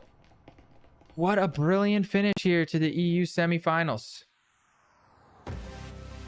Yeah, what a beautiful round there. We see the pushes coming through. But Ninja, I want your opinion on this. What was your opinion on that final round of this series? Like everything else we've been talking about, it's the aggression, it's the utility usage. You saw great... It happened to not work in the end, but the flash in the corner, the grenade in the corner, all the plays coming out just to capture the objective. It overwhelms your senses as a player. You don't know where to look anymore. Yeah. Do I look here for the grenade? Do I look here for the player? Do I run and expose myself, or do I fight it out? It's that kind of play that makes defending against an overwhelming offense difficult.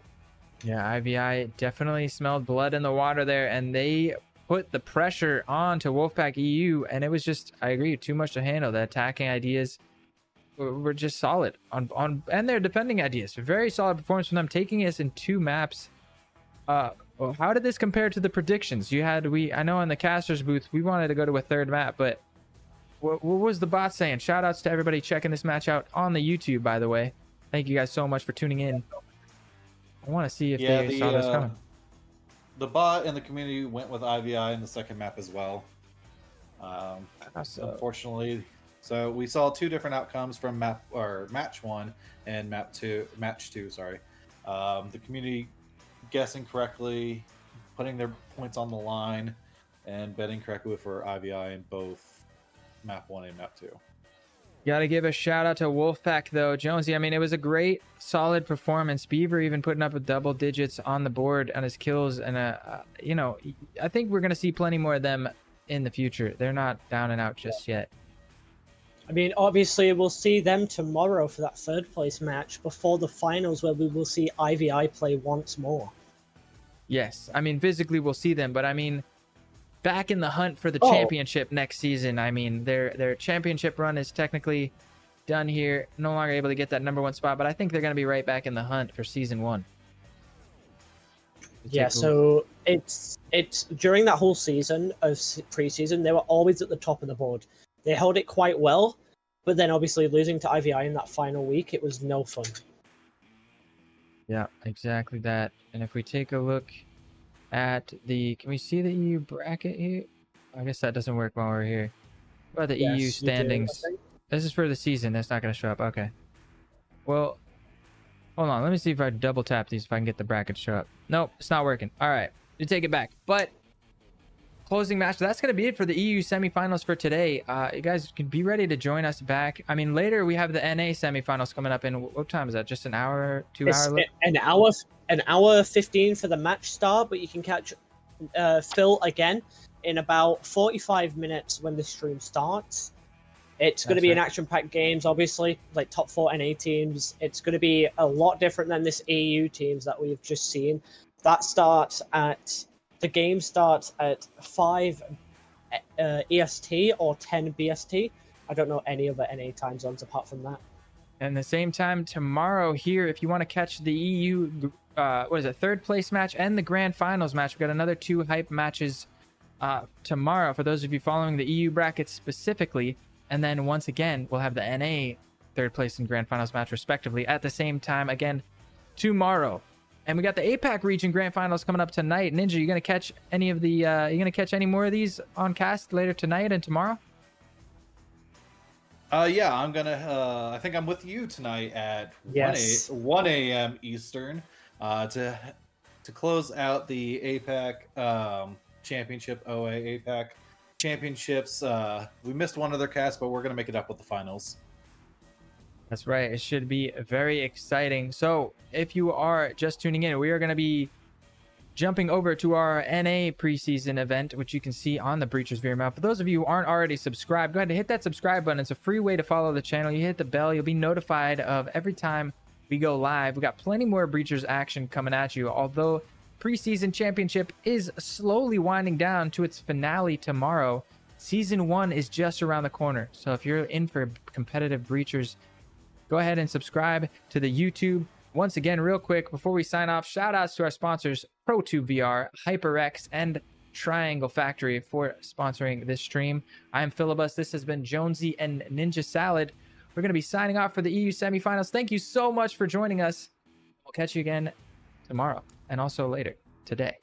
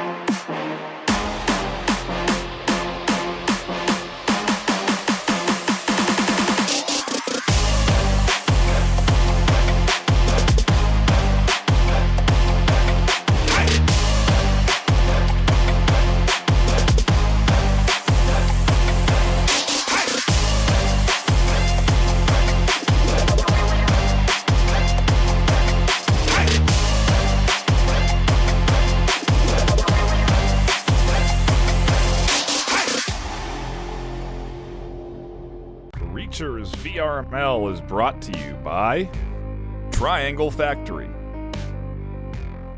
HyperX,